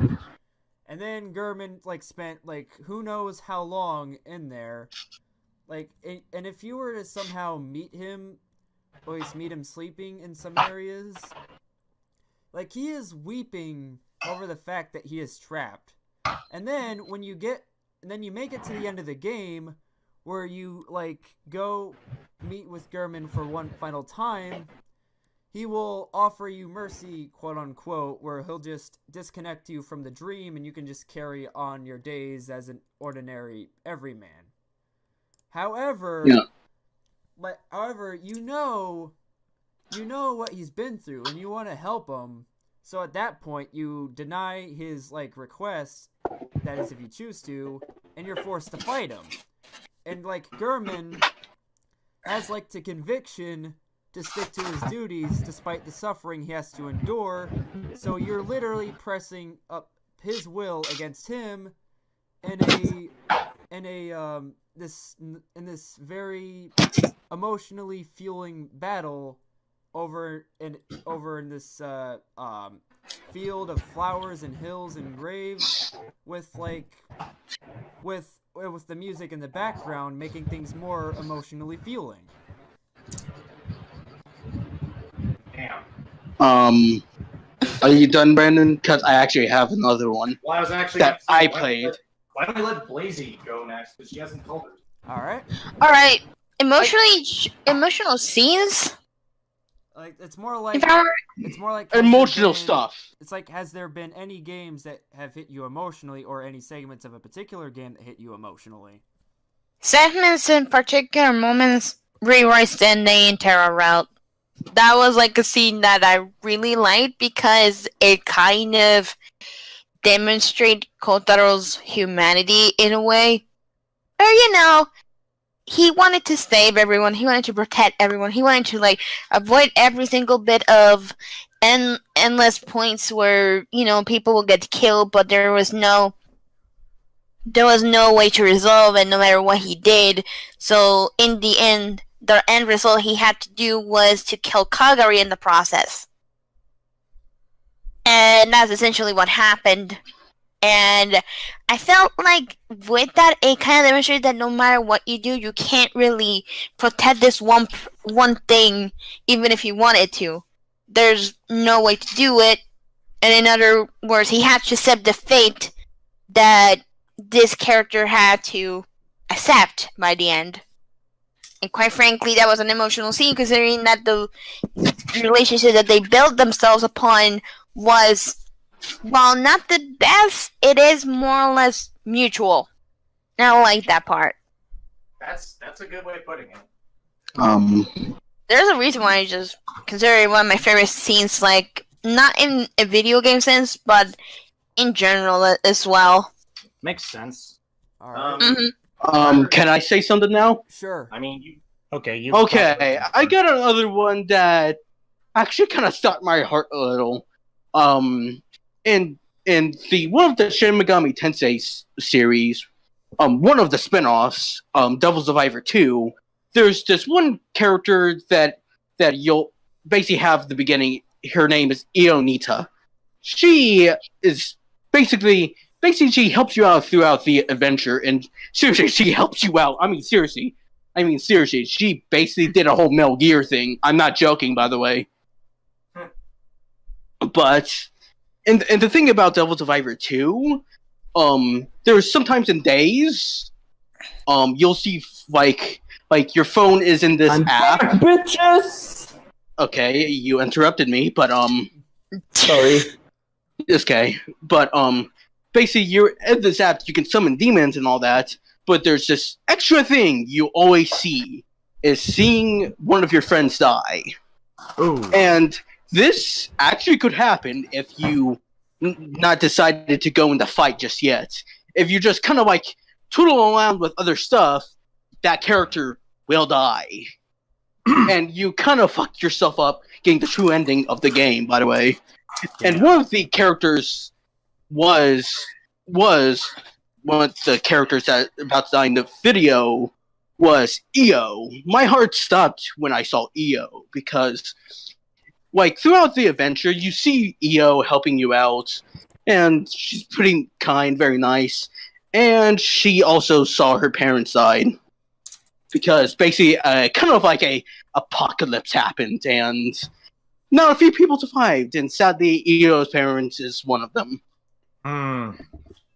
And basically, the whole day with that is stopping a big giant monster day to day in every day in the story. And basically, it's how to defeat one of the monsters, which it can duplicate itself. Io is the only one can basically summon a big giant lizard thing, or wherever the hell it is, to defeat it. And the thing is, in basically in one of the fights, you gotta protect her. If you fuck up and didn't protect her, she dies. And trust me, I did everything not anything touch her. That's And- a good thing. Yes. Like every enemy is trying to aim at her. So it's basically you got to make all of your team members basically protect her because she's basically in the center of the map. Mm-hmm. And the one thing that almost made my heart stop is the part where, like I said, you see videos of your friends dying, and the part I saw, I thought I actually fucked up or something like that. But no, she was alive and made me sigh of relief. Yeah. I was happy that one of my favorite characters in Double Survivor 2 is still alive. That's definitely a way of working about it. If there's a scene that really got to me because Fire Emblem Fates is the game that made me feel the most emotion from a game, which is probably why I can't really say I didn't like the story of Fates, because unlike most other games unlike a lot of games that I feel very disenchanted by, Fates' story to me was probably the most engaging of the games I've played so far, with the one that's tying it so far being Path of Radiance and Radiant Dawn. For Fire Emblem Fates, it had a lot of moments that really got to me. But a scene that almost made me kind of break down, sort of, was the scene where Rio-sama committed seppuku in Conquest. Oh, Makes sense. no. That scene legitimately got to me, because the way they handled that scene was handled very impressively. Ryoma's grunting, like the fact that Rio-sama just had this very pained sound in his after doing that and doing what he believes is right, because again, he's a Japanese child. What do you expect him to do? And to note, his sword is electrified, so that hurts even double worse. times. And then Corrin breaking down in tears got to me. And that especially I can attribute to the voice actors for both of them as well. Matthew Mercer delivered the final words that Rio-sama said excellently, giving him some of the strongest ways that was ever stated in that game. And I especially give Cam Clark perks in how he handled that scene between him and Rio-sama. And the fact that when I hear that dude crying and screaming in pain, I knew, dear God, he is devastated from this. Yeah. And the worst part is, things could have been alright since you end up deciding to spare Rio-sama, but... Well, even then, Rio-sama said himself that he wouldn't fall into the hands of an enemy. So that's why he committed seppuku. Because he knew that would be a dishonor among his kind. Dishonor. Again, he's Japanese, so of course dishonor equals you being captured rather than just accepting the death that you have. And thus, he just kills himself, because what's more honorable, keeping your pride as a Hoshidian or living as a slave to a bunch of filthy Norians? And honestly, that scene always gets to me, and the way Azura made sure to comfort Corrin after that scene, that also got me. Because Azura, despite your crypticness and however much you try to make so much cryptic shit out of what you're trying to tell us, you care. You care a lot. Alright, who's going next? Armando. Armando, you want to say something? Well, first of all, you became me again. What is the topic about? Alright, it's basically asking if there was like any games or any segments in a game that have hit you on an emotional level. I need a bit time of thinking, because I have a lot now that I can think about it. Can I say something that can potentially jog your memory? I could say one more thing, but I'll let you guys go. Shoot! First. Alright, Go ahead. is there anything that struck you from Majora's Mask? Oof. Oof. Oof. Oh dear. Oof. That makes it Okay, so bad. so it's kind of hard, because I think of many emotional Zelda scenes. You know, because I'm a Zelda fan, actually. so thinking about one particular moment that kind of devastated me or made me a bit sad because I'm not the type of guy who cries. She's a stuff guy. It makes sense. Well, I guess it's this scene where you play the song for the Zora in this bay. Oh Yeah, yeah, bay. in Great Bay. That, yeah, the Great Bay. Yeah, that part. That part, like, it was quite beautiful. I cannot say it's sad, but it was beautiful to see. Yeah. Like, her memories about her band, the people she cared about, and the fun they had was beautiful. Well, it was just that. I don't know how to describe it. It emotionally gripped you, is all you need to say, really. Yeah, like, yeah. I think we've all gotten a pretty good, decent amount of each of us. I got Never mind. one more thing, but sadly I never played this game. But if it counts, Mother 3. Mm-hmm. The ending of Mother 3 fucking destroyed. It's just Lucas is trying damnness to get through Klaus.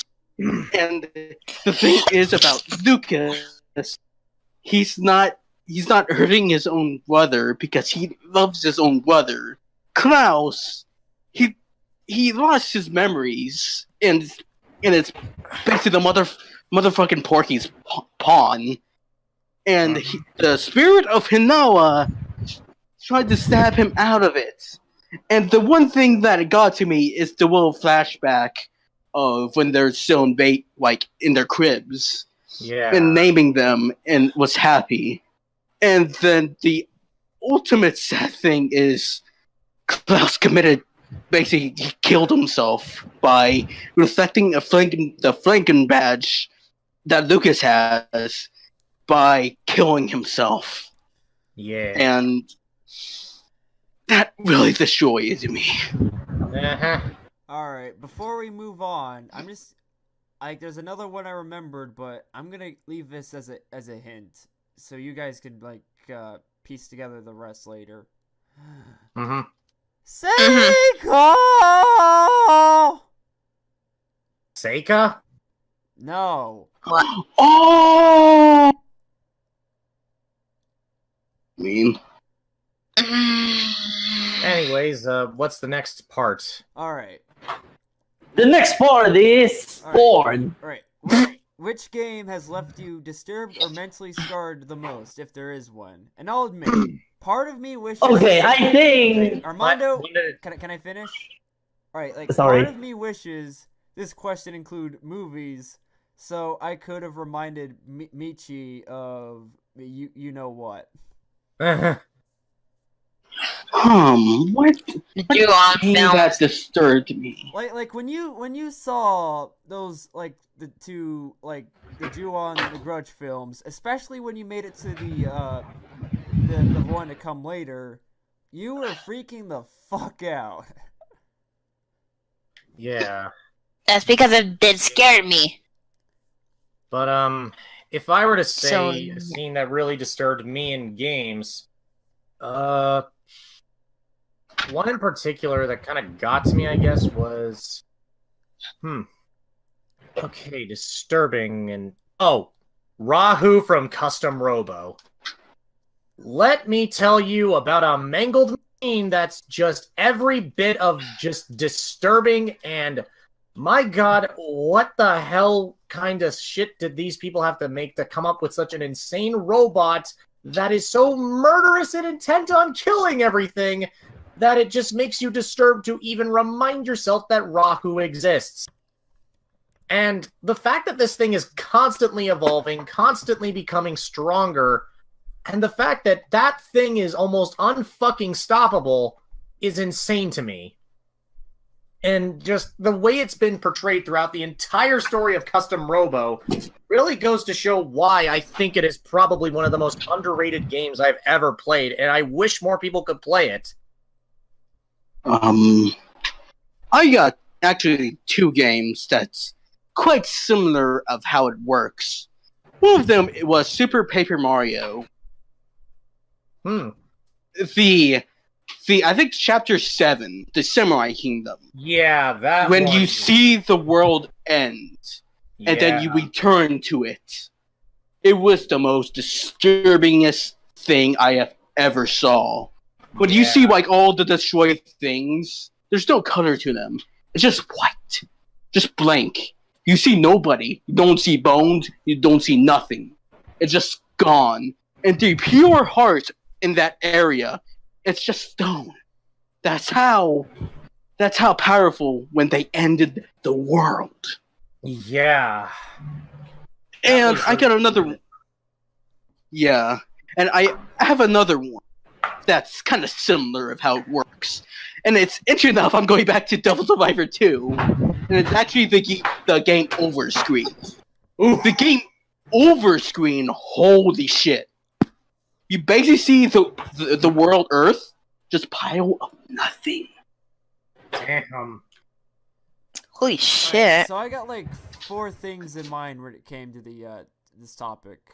Like, alright, you guys know that Devil May Cry 3 is one of my favorite games ever. Yep. Or but like back when I was like introduced to it, and this was something that my brother decided to pick up willingly, like I'll admit, I didn't really want to play that game at first because I thought it was kind of scary. And when I heard the jingle that plays when you die, that like made me not want to play the game altogether because like that freaked me the fuck out. And so when I did get the balls to play the game myself, I did what I can to ensure I don't die. And so whether that be, you know, using items or getting good.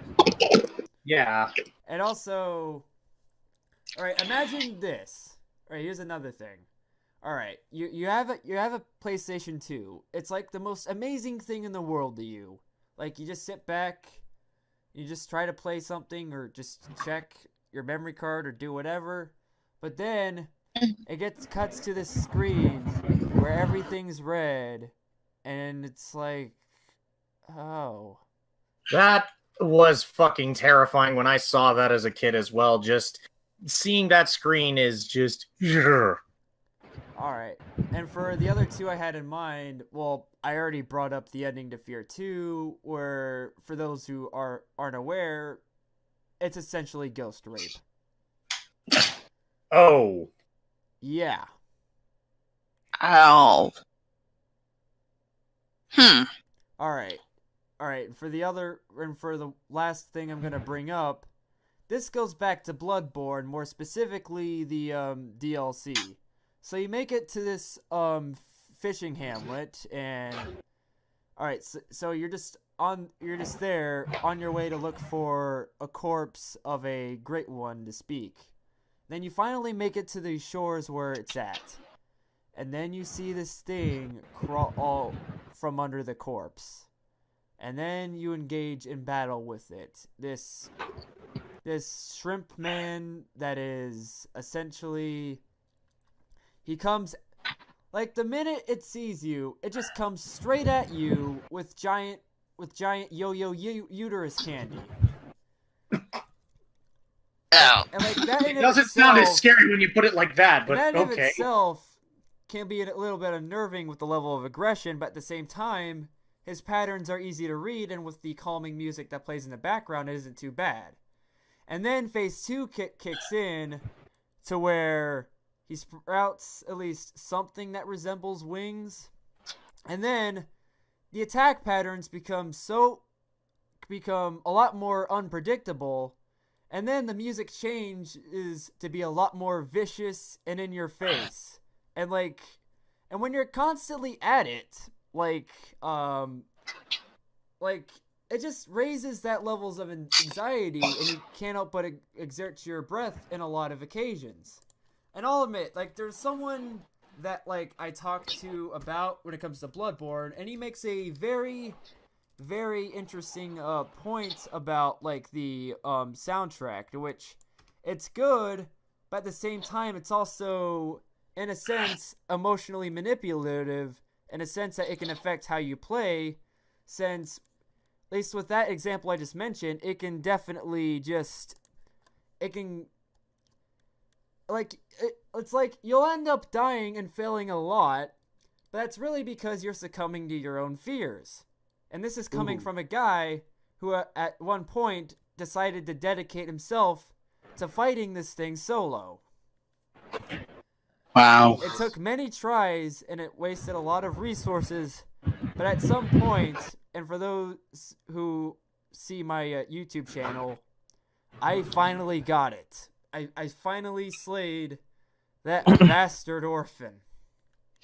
Nice. That was hard though. But and now, okay. I So far, I actually got to read the quote of what happens in Devil Survivor 2 game over screen. Okay, I'm gonna read it. The darkening purposing days of man has reached an end. Wait one sec.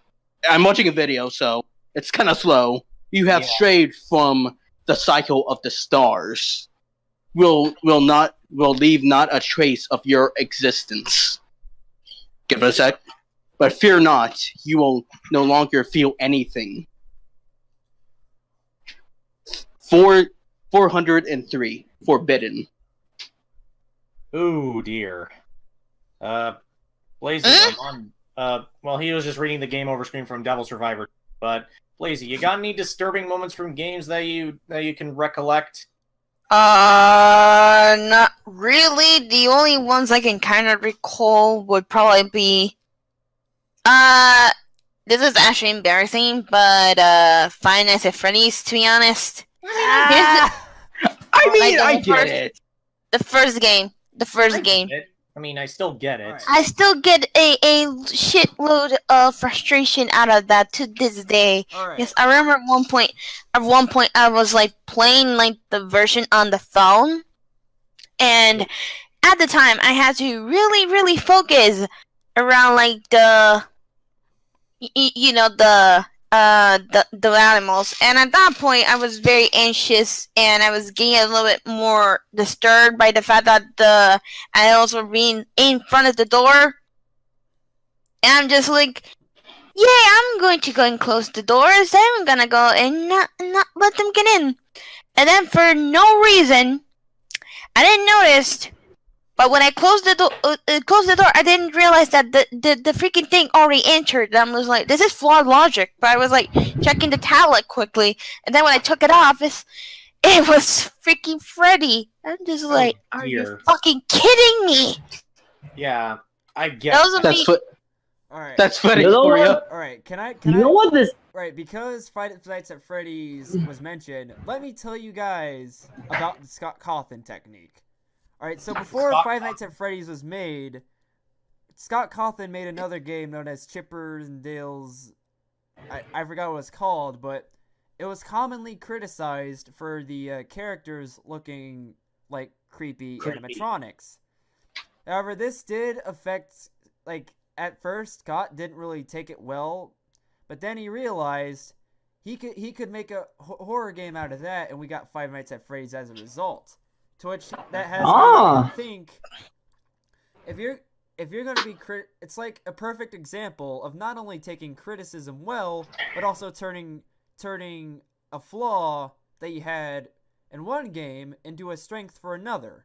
And because of this having to do with being like creepy stuff, I decided to call this the Scott Cawthon technique.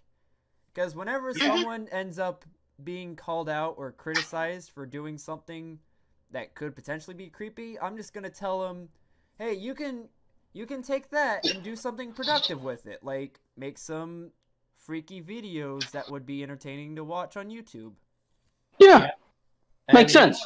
You know what else that kind of reminds me of when you brought that? You know, I'm just kind of remembering something else actually involving something similar. Well, actually, no, this doesn't really have something similar. I was just remembering something else of another game that I could say creeped me out that might jog a bit of Michelle's memory a bit. Who here remembers the reverse world from Pokemon Platinum? Oh yeah, that the reverse area. world. Not gonna lie, it was Remember never that. disturbing for me. I thought it was cool.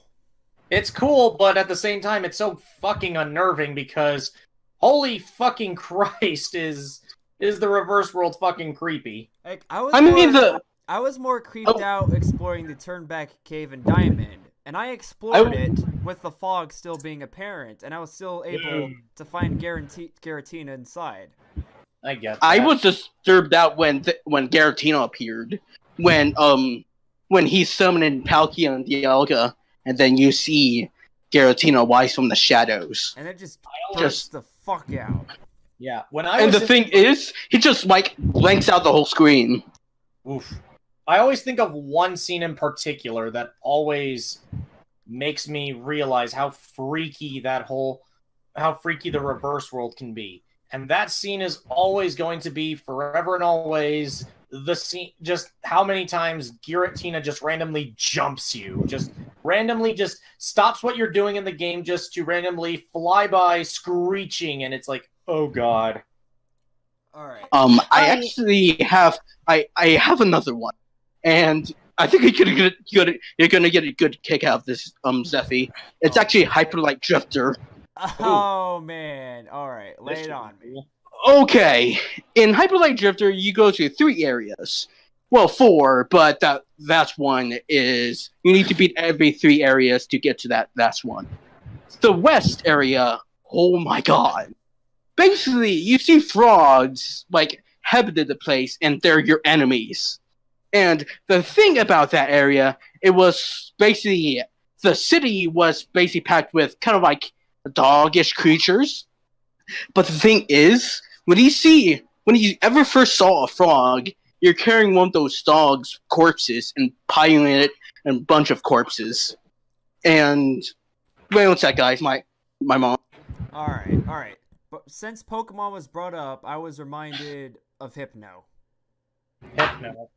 All right, I know that sounds cliche, but when you look Oh, at the creepypasta of Hypno. Armando, let me finish. All right, if you look at it from Pokemon Fire Red and Leaf Green, like, sorry about that, guys. My mom interrupted me. All right, it's all right. Anyways, when you look at like Hypno from Pokemon Fire Red and Leaf Green, more specifically Fire Red, you can read its Pokedex entry saying that there was an incident where it actually kidnapped a child that it hypnotized. And to make things even creepier, in the same game, you can go to this forest in one of the Sevi Islands where you meet this little girl that is panicking over a scary Pokemon, and this triggers a Pokemon encounter. As it turns out, it's a Hypno.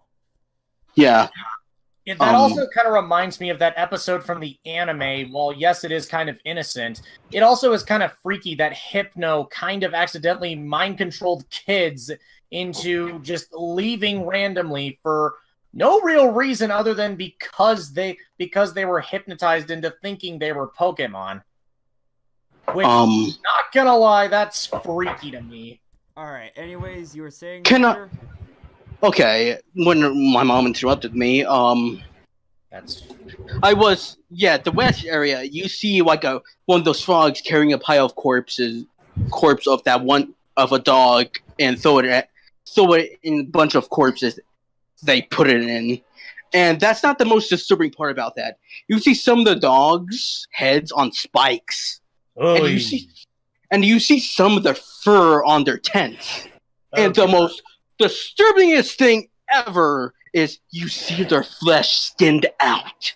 I think this is too R18. Nah, it's not too bad. Well. I mean, if friggin' Castlevania can get away with stuff like that for general audiences with bloodlines, I think we're fine.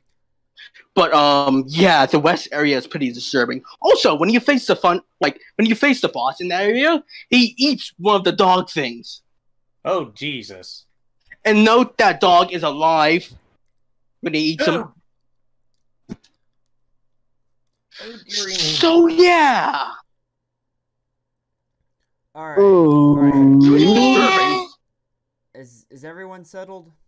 I think I'm good. Alright. Final question. Who would be your favorite person to play multiplayer on a game with?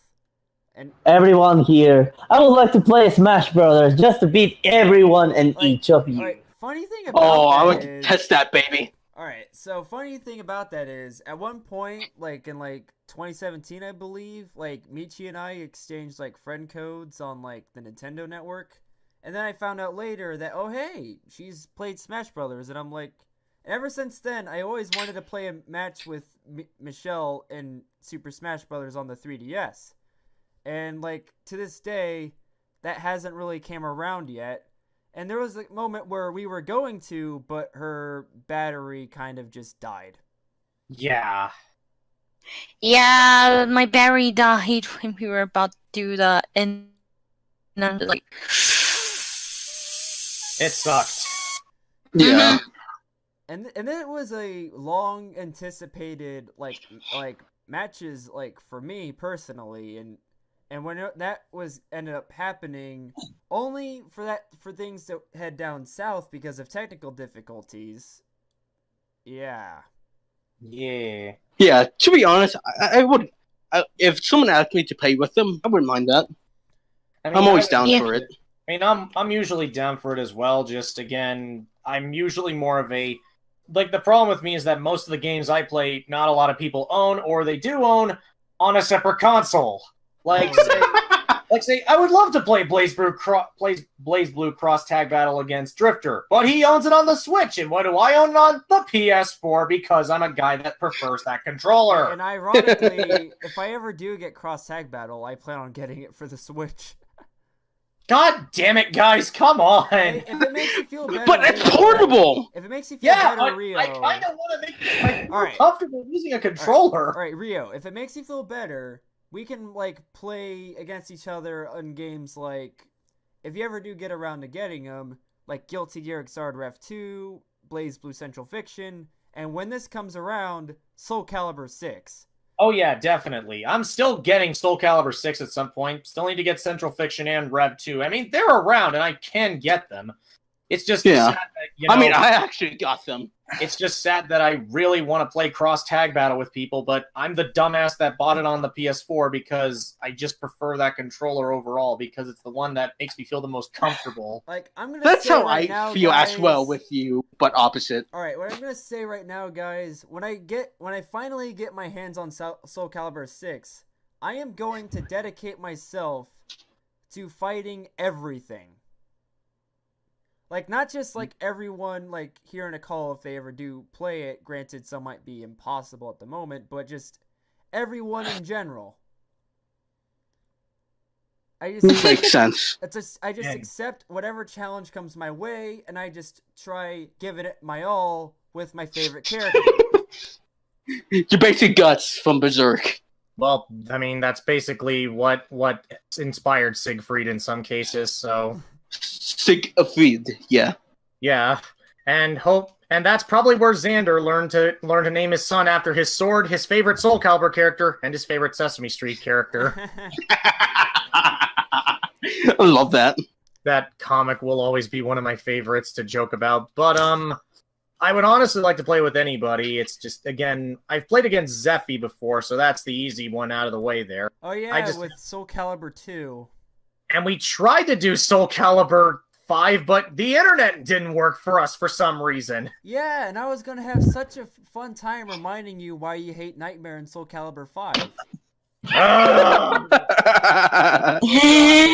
Was I gonna rage my ass off when we got to the point, but it never It happened. would have been sweet, satisfactory revenge for what you had to put me up with Soul Calibur 2. Oh yeah, when I picked Astaroth and Berserker just to fuck with you. I like to play with everyone here. In any game that is not the Smash Brothers, I'm going to get my ass kicking. But if it's in Smash, I'm going to kick everybody's ass.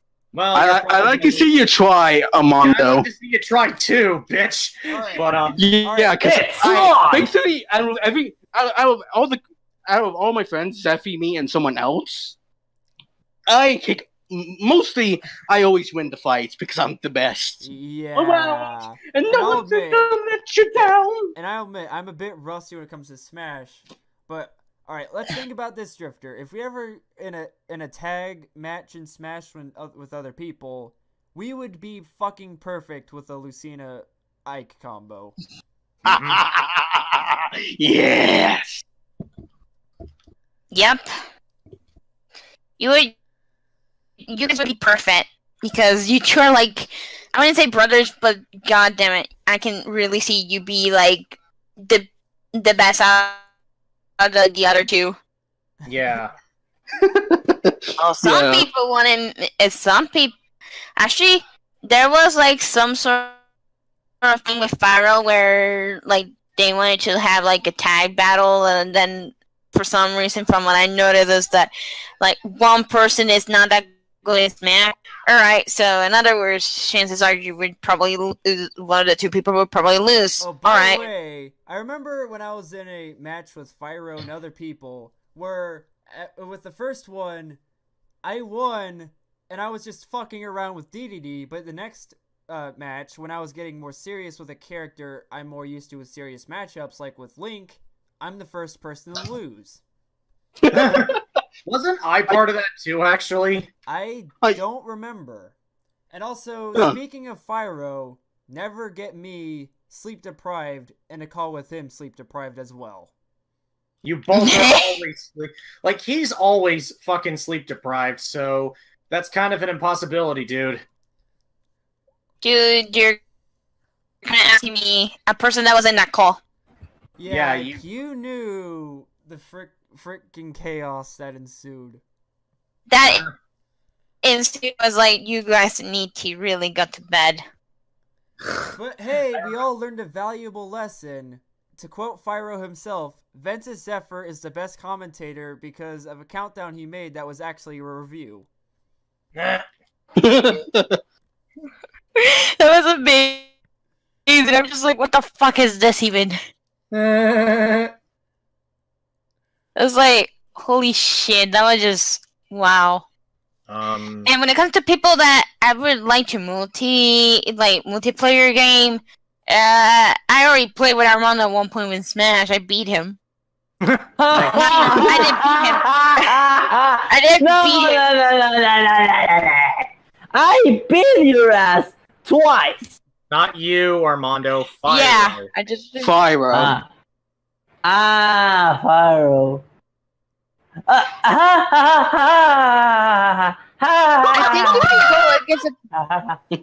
If you go battle against Fire, you will get kicked. You will get nasty. Oh, you Armando. sure? I bet No. beat him. No. If he were to fight Fyro, Armando would get banned. Anyway, Sure.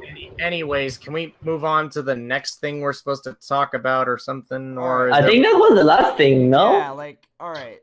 To change things up since we're out of questions, like, I noticed someone shared a thing with me because they found something on Twitter that they knew I would like, and because this person was aware of what I had to go through with the whole, technical difficulties thing that had me depressed for a bit. I was, like, saw this thing that helped brighten my day a bit, and I... Sorry, Sephi to interrupt you, but I'm leaving because... Actually, I'm gonna watch Fully Alternate now because of Toonami. Alright. So, I'm sorry, man. Alright, we'll just see you guys. So, take care, man. Yeah. See ya, and have a good day, anyone. See ya. Bye. Here. See ya. So, does that mean I gotta do my thing now? What thing? Alright, I already, did it. I already showed something here for you guys to, comment Oh yeah, on. this awesome Saber Ultra. Salter. Very, very good picture. I think it's a thing for, the next Heaven's Feel movie. And looks beautimous. Yes. Yeah, I like this. I really like this. It is so Although I'm good. actually looking forward to the second Heaven's Feel movie. And then seeing Zachariah again. And just to laugh at him. Does Zachariah really just hate the films or something? No, he hates space series in general. Wow. And yet he likes Black Takiros. Like Takiro's lol. I would... Before someone makes a joke at my expense with my with my altar obsession. But yeah. Oh, well. I don't know, Zephyr. I guess your alter and with your obsession with him. with No. her. Oh my god. But yeah. What? He said, I hope somebody don't make jokes about it. He obviously requested about making jokes. But yeah. No, he didn't. There's a lot. Yes, he did. But yeah, there's a bit to unpack involving possibly just unless there's more to do. I feel like I feel like people are gonna want to kill me for. What are you going to do? You'll see. When Zeffy gives me the cue, I will do it. Oh wait, we're getting to that point. It seems. I mean, Alright. weren't we supposed to do this as like the ending thing? Like, Oh God, no. I'm not. I didn't really think we'd do it tonight, but now that you mention it, and we're all pretty fresh at the moment. Yeah, like Rio, let's do that dramatic reading of 16.5 now. Yep. No. We're doing it. And I'm going to read this as seriously as I can, as best as I can to impersonate the English-speaking actors for these two. Here we go. We're about to... If you're into IKEA erotica, this will certainly go into some weird things. Oh, And by the way, if you don't know what IKEA erotica is, audience, just look it up on TV tropes. But anyways, I need a drink of water I would go get a drink of water for this, but I had to clear my throat there. Okay. Be careful. I'm going to draw sprites in the meantime. I'm just. Don't worry, I'll make I'm it. not. Don't worry, I'll make it sound actually halfway decent. No, not even that. Just reading this, I'm like, oh my lord. All right. Asuna plopped down naked on the sofa and glared defiantly at me. Kirito, hurry up and take your clothes off, she said in an authoritative tone. What? We're continuing? It would be stupid if we stopped here. I hurriedly complied. Opening the window indicated by Asuna, I toggle off the option buried deep within the menu. Because of the hurried start, there was no romantic mood to speak of. Sitting on the bed, which was slightly too small for the two of us, we slowly did as much as the system would allow. The dim blue moonlight filtered through the window, casting complex shadows on the bed. Since Salemburg has no marketplace, the townspeople disappear at night. The only thing that I could hear was the faint whispering of the lake and my alarm-like heartbeat, which seems to echo around the room. By this time, Asuna and I had removed all of our clothing. We had been kneeling on the bed in front of one another for about 2.5 minutes. I couldn't read Asuna's expression as she balled up her fists on her knees and looked down. I thought that I should probably be the one to take the first action in this situation, but not being able to predict the outcome of any of my choices, I sat there in petrified silence. I considered what would happen if I were to yell out, "Sorry!" and re-equipped minimal clothing at Mach speed before escaping out of the room. Oh, God. Would she say, "I guess it can't be helped," and forgive me when we meet again tomorrow? There's no way she would. Remembering back to the distant past, I was only 14 the first time I ever logged into SAO. The winter of 8th grade. I don't want to really how I was at that time, but I sacrificed all of the sexual energy that starts to awaken in all boys around that age in order to immerse myself into games. As a result, I had never been in a situation where I would be alone with a girl in her room. Obviously, I had also never been naked with a girl before. I mean, I was 14 at the time, so why would I be? Excuse me a moment, I had to put my phone on Do Not Disturb so my phone doesn't go off again.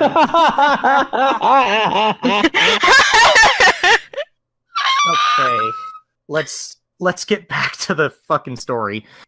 To tell the truth, I would have liked for Asuna, who I thought was probably a few years older than me, and thus had expertise in this area, to take the lead.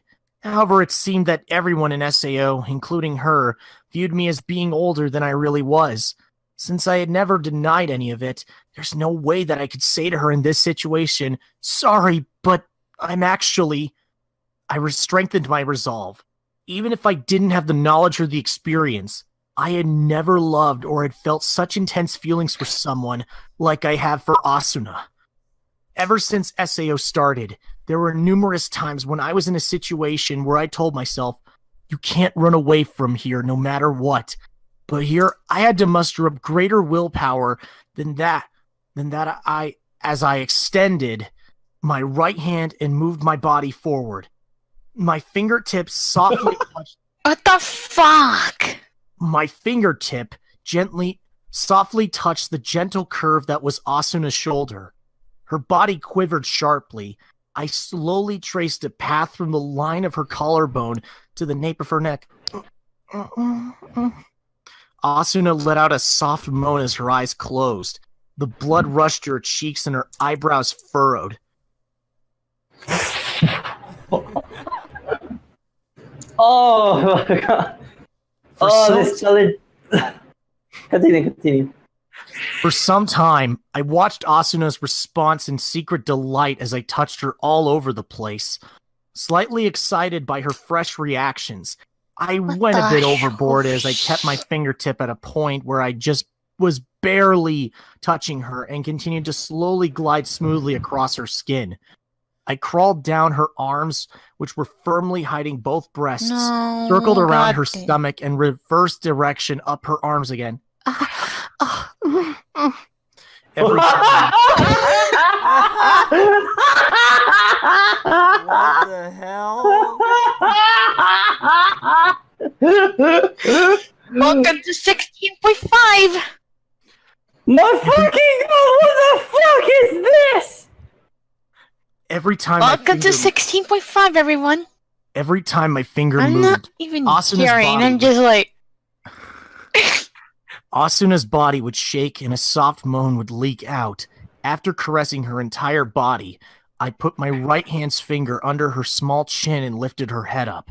With my left index finger, I diligently traced her wet, shining, cherry-colored lips. No, not just your finger. A softly blushing Asuna opened her eyes slightly and looked at me pleadingly. Kiss me. I silently moved my face closer. Asuna's lips parted slightly as if they could not wait any longer. But instead of fastening our lips together, I softly poked her lower lip with the tip of my tongue. As if seeking me out, Asuna stuck out her tongue, but I restrained myself and moved to avoid her before softly touching her with the tip of my tongue. Asuna let out an irritated sound of both anticipation and need as I abruptly plunged my tongue into her mouth. God damn, what the fuck is this? What the I violently swished my tongue around. The tactile sense in SAO are, just like the sense of taste, pre-programmed and activated in accordance to the situation. When you consider this, the only conclusion that one can draw is that the feeling of a deep kiss must have been programmed in. Well, it's not like I've ever really experienced that in real life, but an indescribably bewitching feeling assaulted my nerves. My tongue entwined Asuna's, and I forcefully sucked on it as I felt all the strength go out of her body. Her eyes were moist and dim, and she was breathing erratically as I took my tongue out of her mouth and then proceeded to lick down her neck, behind her ear, and the hollow of her collarbone. When I eventually reached the soft valleys that were the top of her breasts, which had been hidden up until now, her whole body leapt and twitched. Her arms gripped tighter together, and she shook her head from side to side. Asuna, move your arms. But I want to see your breasts, Asuna. I caught her wrists, which were crossed together, and pulled them apart as I slowly licked and sucked my way toward the peak of the white breast that was gradually being revealed. No! Asuna's arms were finally at her sides as her twin peaks were revealed to my eyes. The swells, which were usually hidden by the loose-fitting knight's clothing and breastplate, were bigger than I had imagined, full and protruding sharply forward. At their tips were a pair of nipples, which were difficult to distinguish from the surrounding area, standing impertinently in a cone-shaped form. Regrettably, the entire room was currently bathed in the blue glow of the moonlight, and... Asuna, turn on the light. What? No, don't! Having accepted the rejection of my request, I sucked her left nipple into my mouth.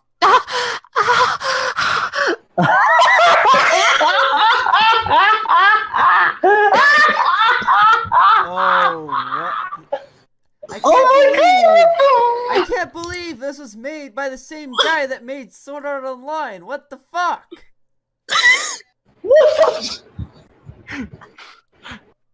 Oh.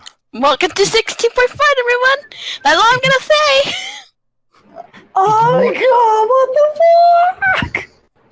Ignoring the shrill voice that Asuna let out at the sudden attack, I chewed on the hard nub with my lips as my tongue rolled around the stiff tip. No. I firmly held Asuna's right hand that tried to push me away as she cried out, while her body convulsed and moved my left hand to the other breast. I squeezed her peak between my fingers, then gently used the nail of my index finger to stimulate the tip of her nipple.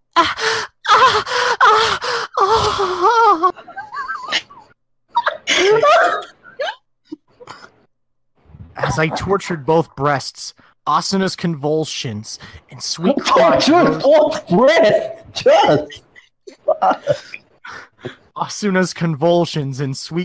rose in intensity.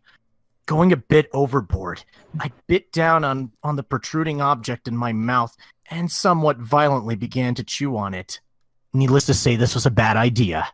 While at the same time, the thumb and the index finger of my left hand painfully twisted the other nipple. No way! Asuna's body suddenly stiffened. Her arms, which now encircled the back of my head, tightened their grip. No, I'm with just my breast. I'm come. She was unable to speak after that, letting out a hoarse, high-pitched cry from the depths of her throat. Asuna twitched and her body jumped once. She was... God! Dude, She was still breathing heavily. Her body intermittently convulsed slightly. Asuna, just now... No, it's so embarrassing. I never had anything like that happen until now. Until now? Asuna ducked her body and looked down in an embarrassed manner. It's nothing. Nothing at all. Tell me. I moved my left hand over to Asuna's left breast, and she leaned against me and grasped her nipple before pulling on it. No, stop. No more with the breasts. What do you mean by until now? Asuna spoke haltingly in a crying voice that was once again mixed with sweet moans. About the ethic code off. After I learned about it, I did it a couple of times alone. What did you do?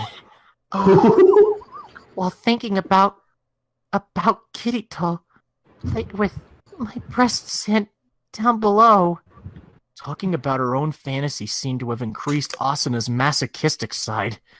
Her breathing was gradually becoming ragged as she clung to me. Down below, like around here. I gently moved the hand that had been abusing her breast downward. I stroked her tense stomach, then ever so slowly moved in that direction. I went over the slight swell of her abdomen, and when my fingertips reached the entrance of the 2 mounds, Asuna gasped as her body shook. No! I used the index finger and middle finger of my left hand to stimulate the area around her vagina. While taking care not to touch the center, I enjoyed the sensation of squeezing the 2 mounds together, then pulling them apart. God, this is the biggest combination of awkwardness and funny. God, this is so fun. Asuna knelt down, putting both of her arms around me, and moaned while burying her face in my neck as my fingertips moved about, causing her body to jump and twitch. There, no. But that voice gradually became hoarse as she shook her head and wiggled her whole body. That can't. Thinking that I was teasing her too much, I gradually moved my middle finger towards the center. As Asuna let out a remarkably loud cry, my finger was enveloped in a slimy sensation. That place was seemingly endless, so hot, moist, and indescribably soft that I involuntarily stirred it with my 2 fingers. No! Asuna cried out, and her body started to shake and jump. Without regard for that, I kneaded the little knob that was peeking out from the top of the slit with my thumb while spreading it open with my 2 fingers. It appeared that Asuna could no longer speak as she dug her nails into my back and arched her back as far as she could. No! I can't take it anymore! But in another sense, I was also at my limit. I wanted to see every single part of Asuna so badly that I pushed her down onto the bed and grabbed her legs, spreading them apart. What? Asuna came out of a hazy state and bucked her body to escape as she realized that she was in an extremely embarrassing position, but there was no way that I was going to loosen my grip now. What? Kirito, don't look so closely! Asuna. I raised my head and looked steadily into Asuna's eyes. Should we turn on the light? No! Asuna forcefully rejected my suggestion as she shook her crimson-red face. Giving up, I devoted myself to examining Asuna's hidden place.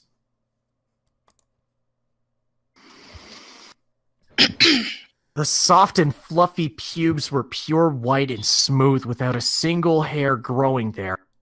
This was, to say, rather than a preference of the developers, a limitation of the system itself. Hair-type objects are of the extremely heavy category.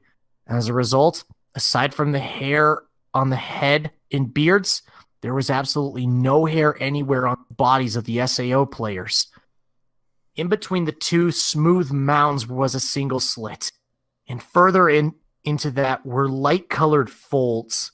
From time to time, a clear fluid dripped out and flowed towards Asuna's anus before turning into beads of light and disappearing. What the fuck?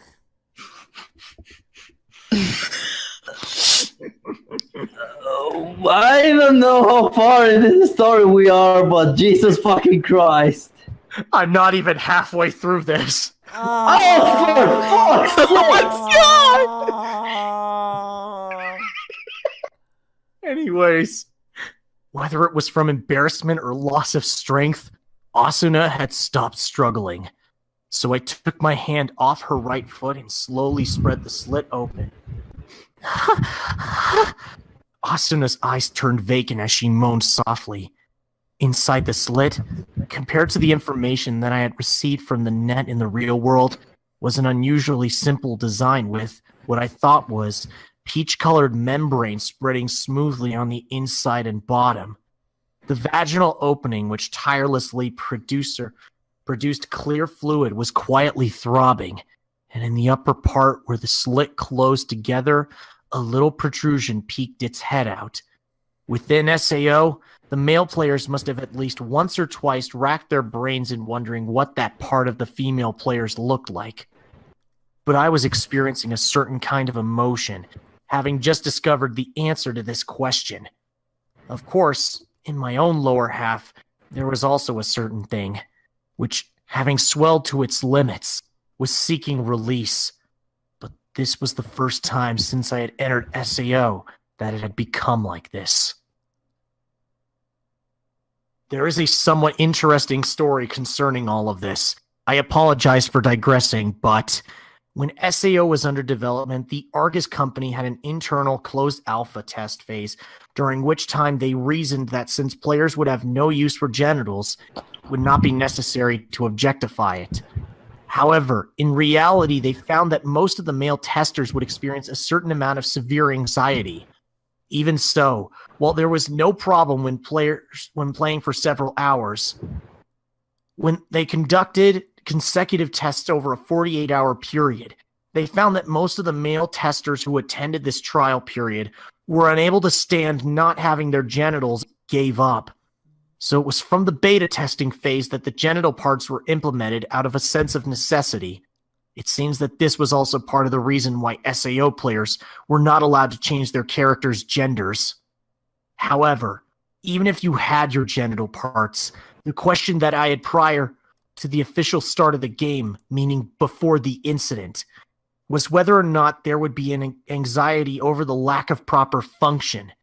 I myself had agonized repeatedly on multiple occasions over the inability to release my pent-up energy. But now I saw that if the ethics code or whatever was disabled, then functionality, probably even ejaculation, was possible. While feeling like I had missed out on a lot by not knowing all of this until now, at this point, though, I faced a new question. Having the ethics code release function basically meant that online virtual sex had been planned with the release of the game. SAO had many underage players, such as myself, so no matter how I thought about it, this function was sure to cause a lot of social outcry. While teasing Asuna's cute slit with my fingertip, I raised my head and posed that very question to her. What? Though she had a spaced out look in her silky eyes, and her answer was punctuated by her heavy breathing, Asuna's serious disposition kicked in as she answered to me. They plan to use SAO's system in order to provide a personal sex service. We're probably linked with that function. I see. In other words, it's probably one of those delicate arrangements. Well, enough with the chit-chat. I used my left hand to open up Asuna as wide as possible. She wasn't immobilized anymore, but Asuna let out a sweet cry with both of her legs spread wide in the air. I'm actually weirded out by this. I brought my face close and gently pushed my tongue towards the little hole in the center. Oh, god damn it.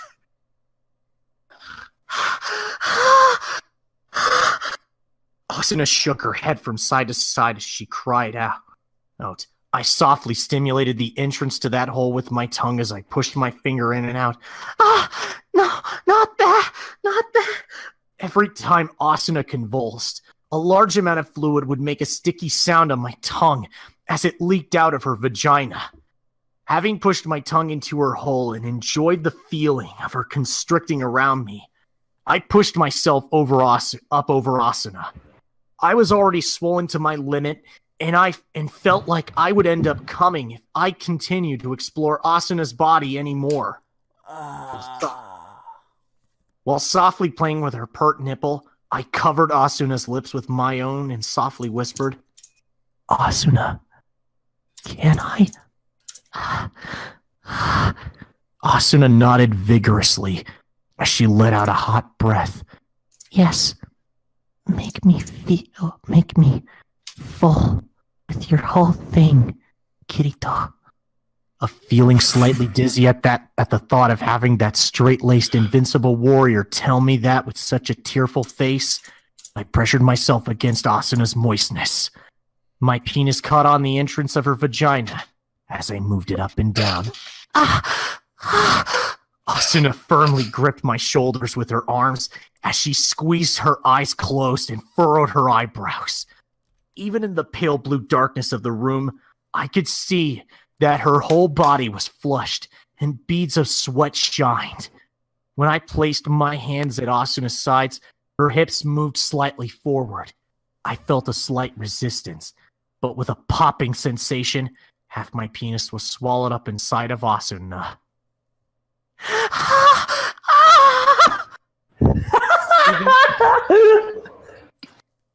I cannot believe this is actually happening. I'm just so uncomfortable right now. But I was also trying not to laugh. Dude, I'm even understanding, like, God, what the fuck did I got into? Even with just that, Asuna let out a scream. You should have known. Asuna let out a scream as she arched her body to its limit. At the same time, my breath caught, and I felt a numbness spreading from my penis to the rest of my body. Having pushed my entire length into Asuna, I let my desires take over as I continued to penetrate her bit by bit.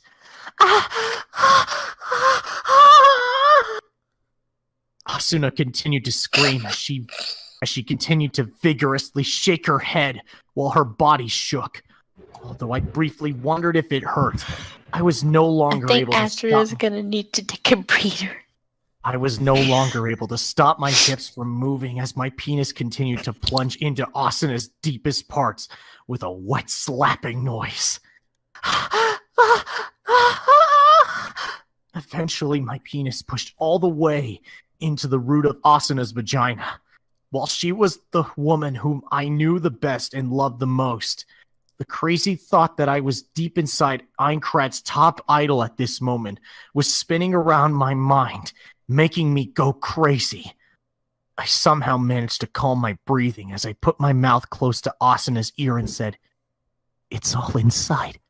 Does it hurt?" "No. So hot. I'm going to melt."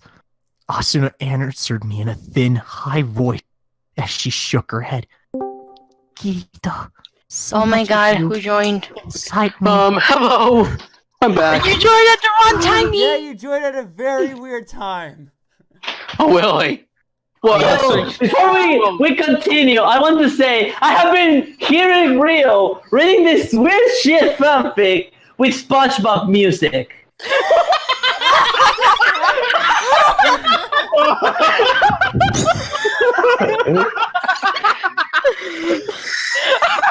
Okay.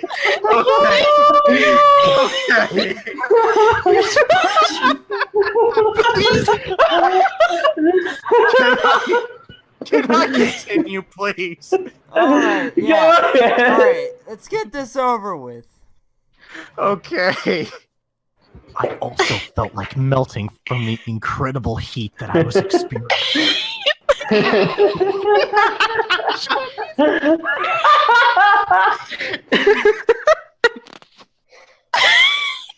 Continue on. My penis was tightly gripped by Asuna, who was continuously sending heat waves up my back that exploded into fireworks. Dude, you in my regret head. this. I'm actually starting to laugh my ass off now because of all the big laughter now, but hold on. I'm gonna... Like, I don't I'm trying to know. hold my laugh. All of this time, I have been hearing this weird shit with SpongeBob music.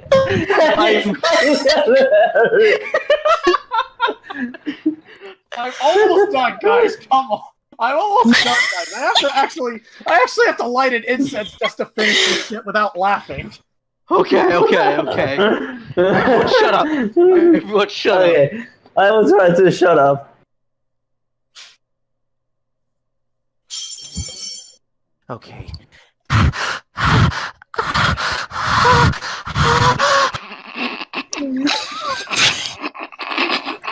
I was aware of Asuna's moans becoming higher and higher as I was immobilized, struggling against the sensations that threatened to overwhelm me. As if in anticipation, her slit also continued to tightly massage me with its convulsions. No, again. Asuna's voice, which sounded as if she was becoming delirious from the heat, was changing into a meltingly sweet sound. And no, again, I'm coming. She threw her head back and with a jerking.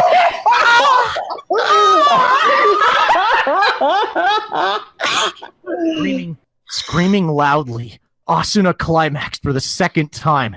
At the same time, my penis was squeezed with an incredible pressure, and to my horror, I felt a raging sense boiling up inside me, seeking release. I bit my lip and fought against that feeling, supported by the thought that I couldn't relax when we hadn't even reciprocated once. I was somehow able to quell the urge.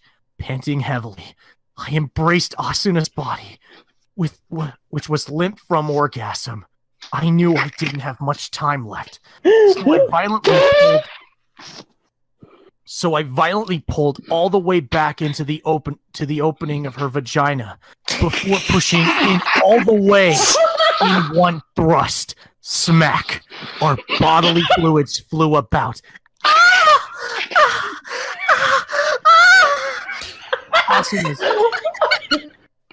Asuna's eyes flew open as she let out a shriek. No!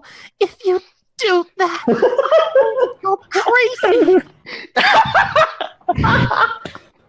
I was once again forced to stop while deep inside of Asuna.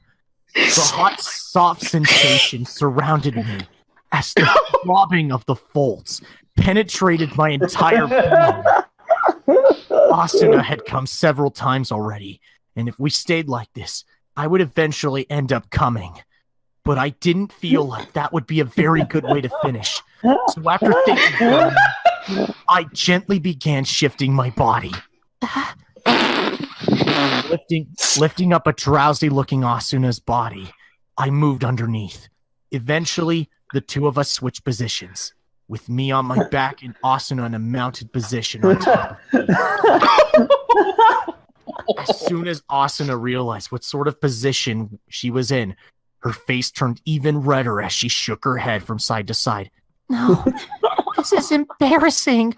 Asuna, you try moving. What? Okay.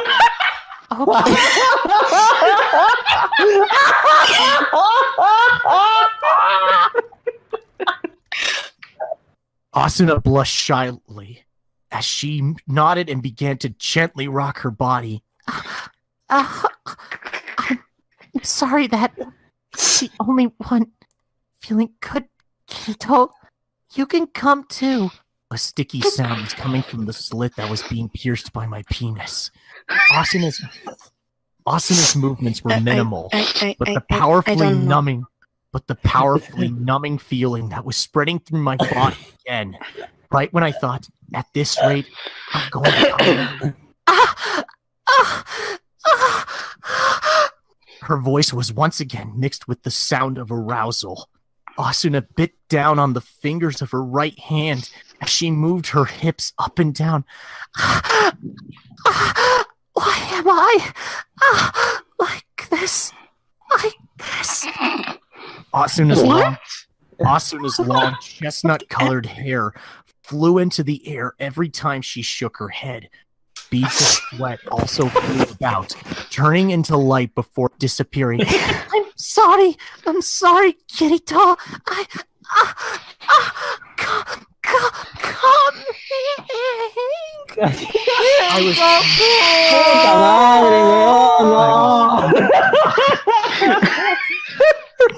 I Asuna threw her body back while drawing out the last part of her sentence as she violently convulsed 2-3 times.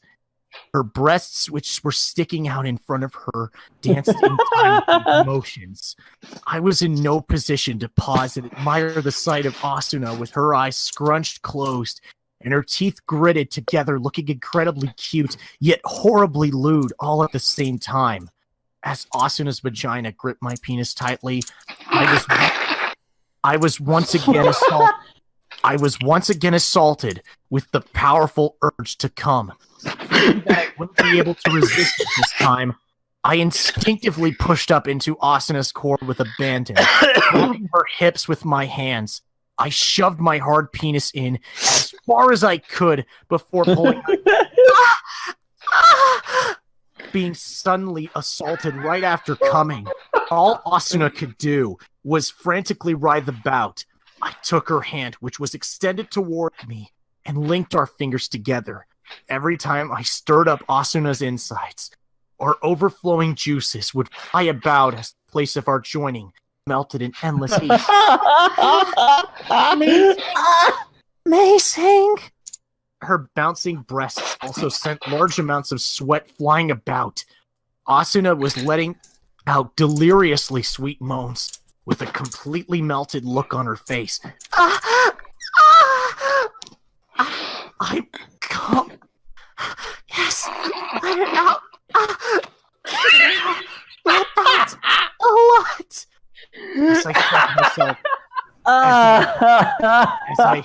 As I shoved myself into Asuna, I released all of the pent-up sensations that I had stretched to the limits.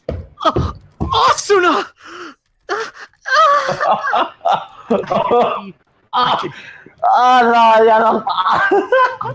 I could feel my hot sperm gushing deep into Asuna as she trembled in yet another climax.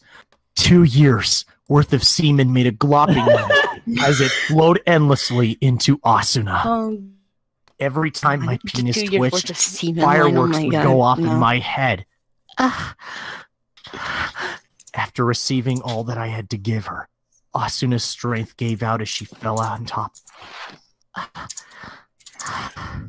I gently embraced Asuna while she continued to gasp and convulse, as if she was being stimulated by the fluids inside her body as my consciousness dimmed. Over.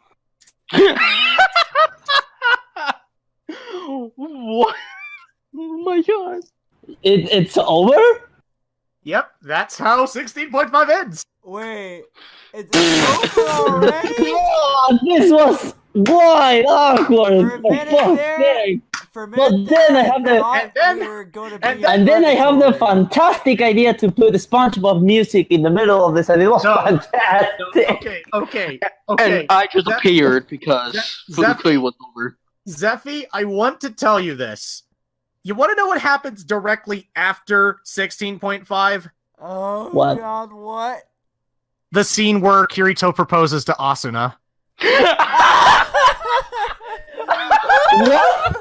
Oh, well, so that's why Asuna is naked in that one scene after it like transitions from Asuna smacking him. I was wondering what happened. This takes place between those parts. My God. Wait. What parts? I didn't hear so well. Okay. In the Aincrad arc of season 1 of SAO, Kirito and Asuna, there was that scene where Asuna took off her clothes and was in her underwear thinking that Kirito wanted to sleep with her. And then he's like, no, wait, I was just saying I wanted to stay the night, not the other thing. And then Asuna looks really shocked. It's really awkward for a brief moment. And then she just goes like, you. Then you just see Kirito just looking so scared for his life. You dummy! And then slaps him. And then just punches him in the fucking face. No, she doesn't slap him. She punches him.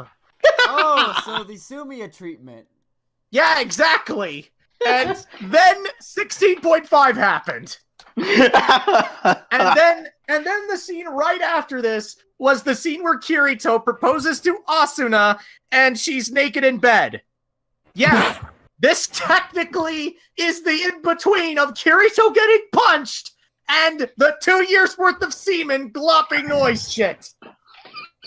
This is the reason that happened, and it's probably how Yui became a thing. Oh God! Oh, no.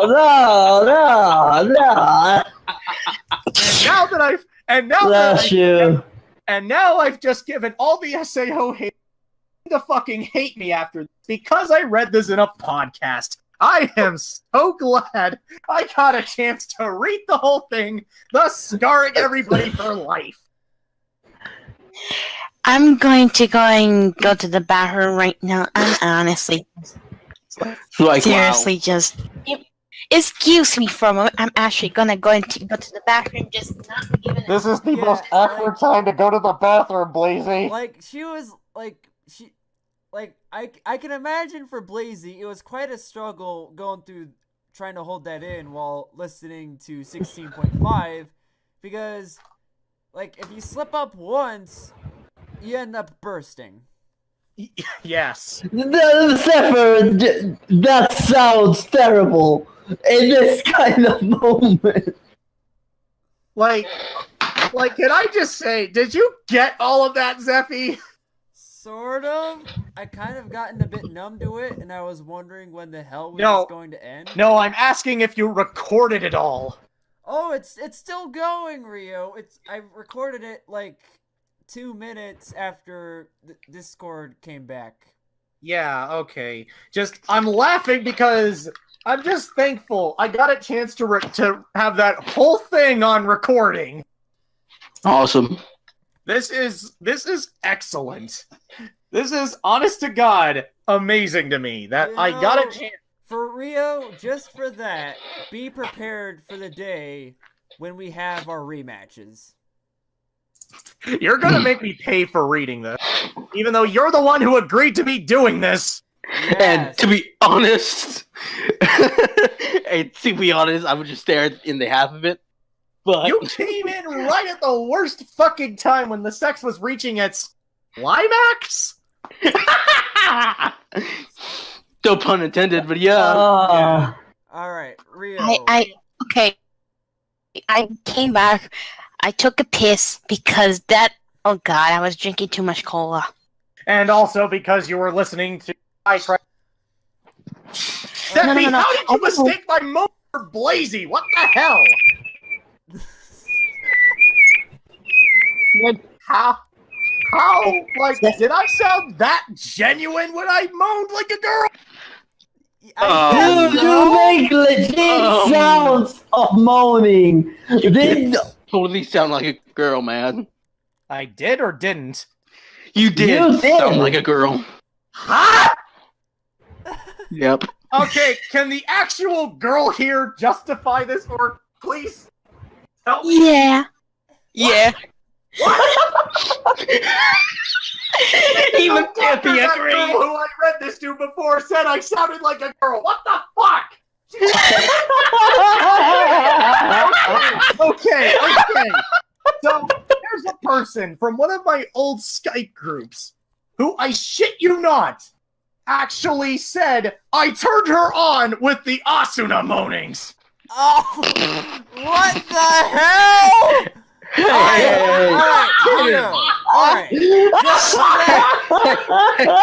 right, Rio. Everyone has their kicks, All right. okay? Just for that, I am so eager to our rematches because at some point, Rio de Janeiro, you will taste the power of my sword. Yeah! Well then. Also, got a question. Are we still live or no? Yeah, we're still live. It's still Oh, recording, okay. but I think at this point I'm gonna just try stopping. So this was the first official Zephcast. I know it became a clusterfuck at points, and there was some technical difficulties that were a big hindrance. But I hope for all you that were on board, whether you were directly with us or if you were just watching, we hope you enjoyed yourselves. And hope you don't have 2 years worth of semen needing to come out. And remember, boys, and remember, kids, whatever happens in your life, and whenever it's in an awkward moment, remember, just put some SpongeBob music to it. Or just listen to the Sonic Says. When someone touches you in an appropriate way that you don't like, it's no good. Nah, when someone tries to touch you in a place or in a way that makes you feel uncomfortable, that's no good. Alright, everyone say goodbye to the 15 subscribers that I currently have. This has been Bye-bye! Please subscribe to my channel and please come Have to a me. nice day. We'll see y'all later. Maybe I guess we could have just done an outro thing, I guess, as each of us. Alright. Not that kind of outro.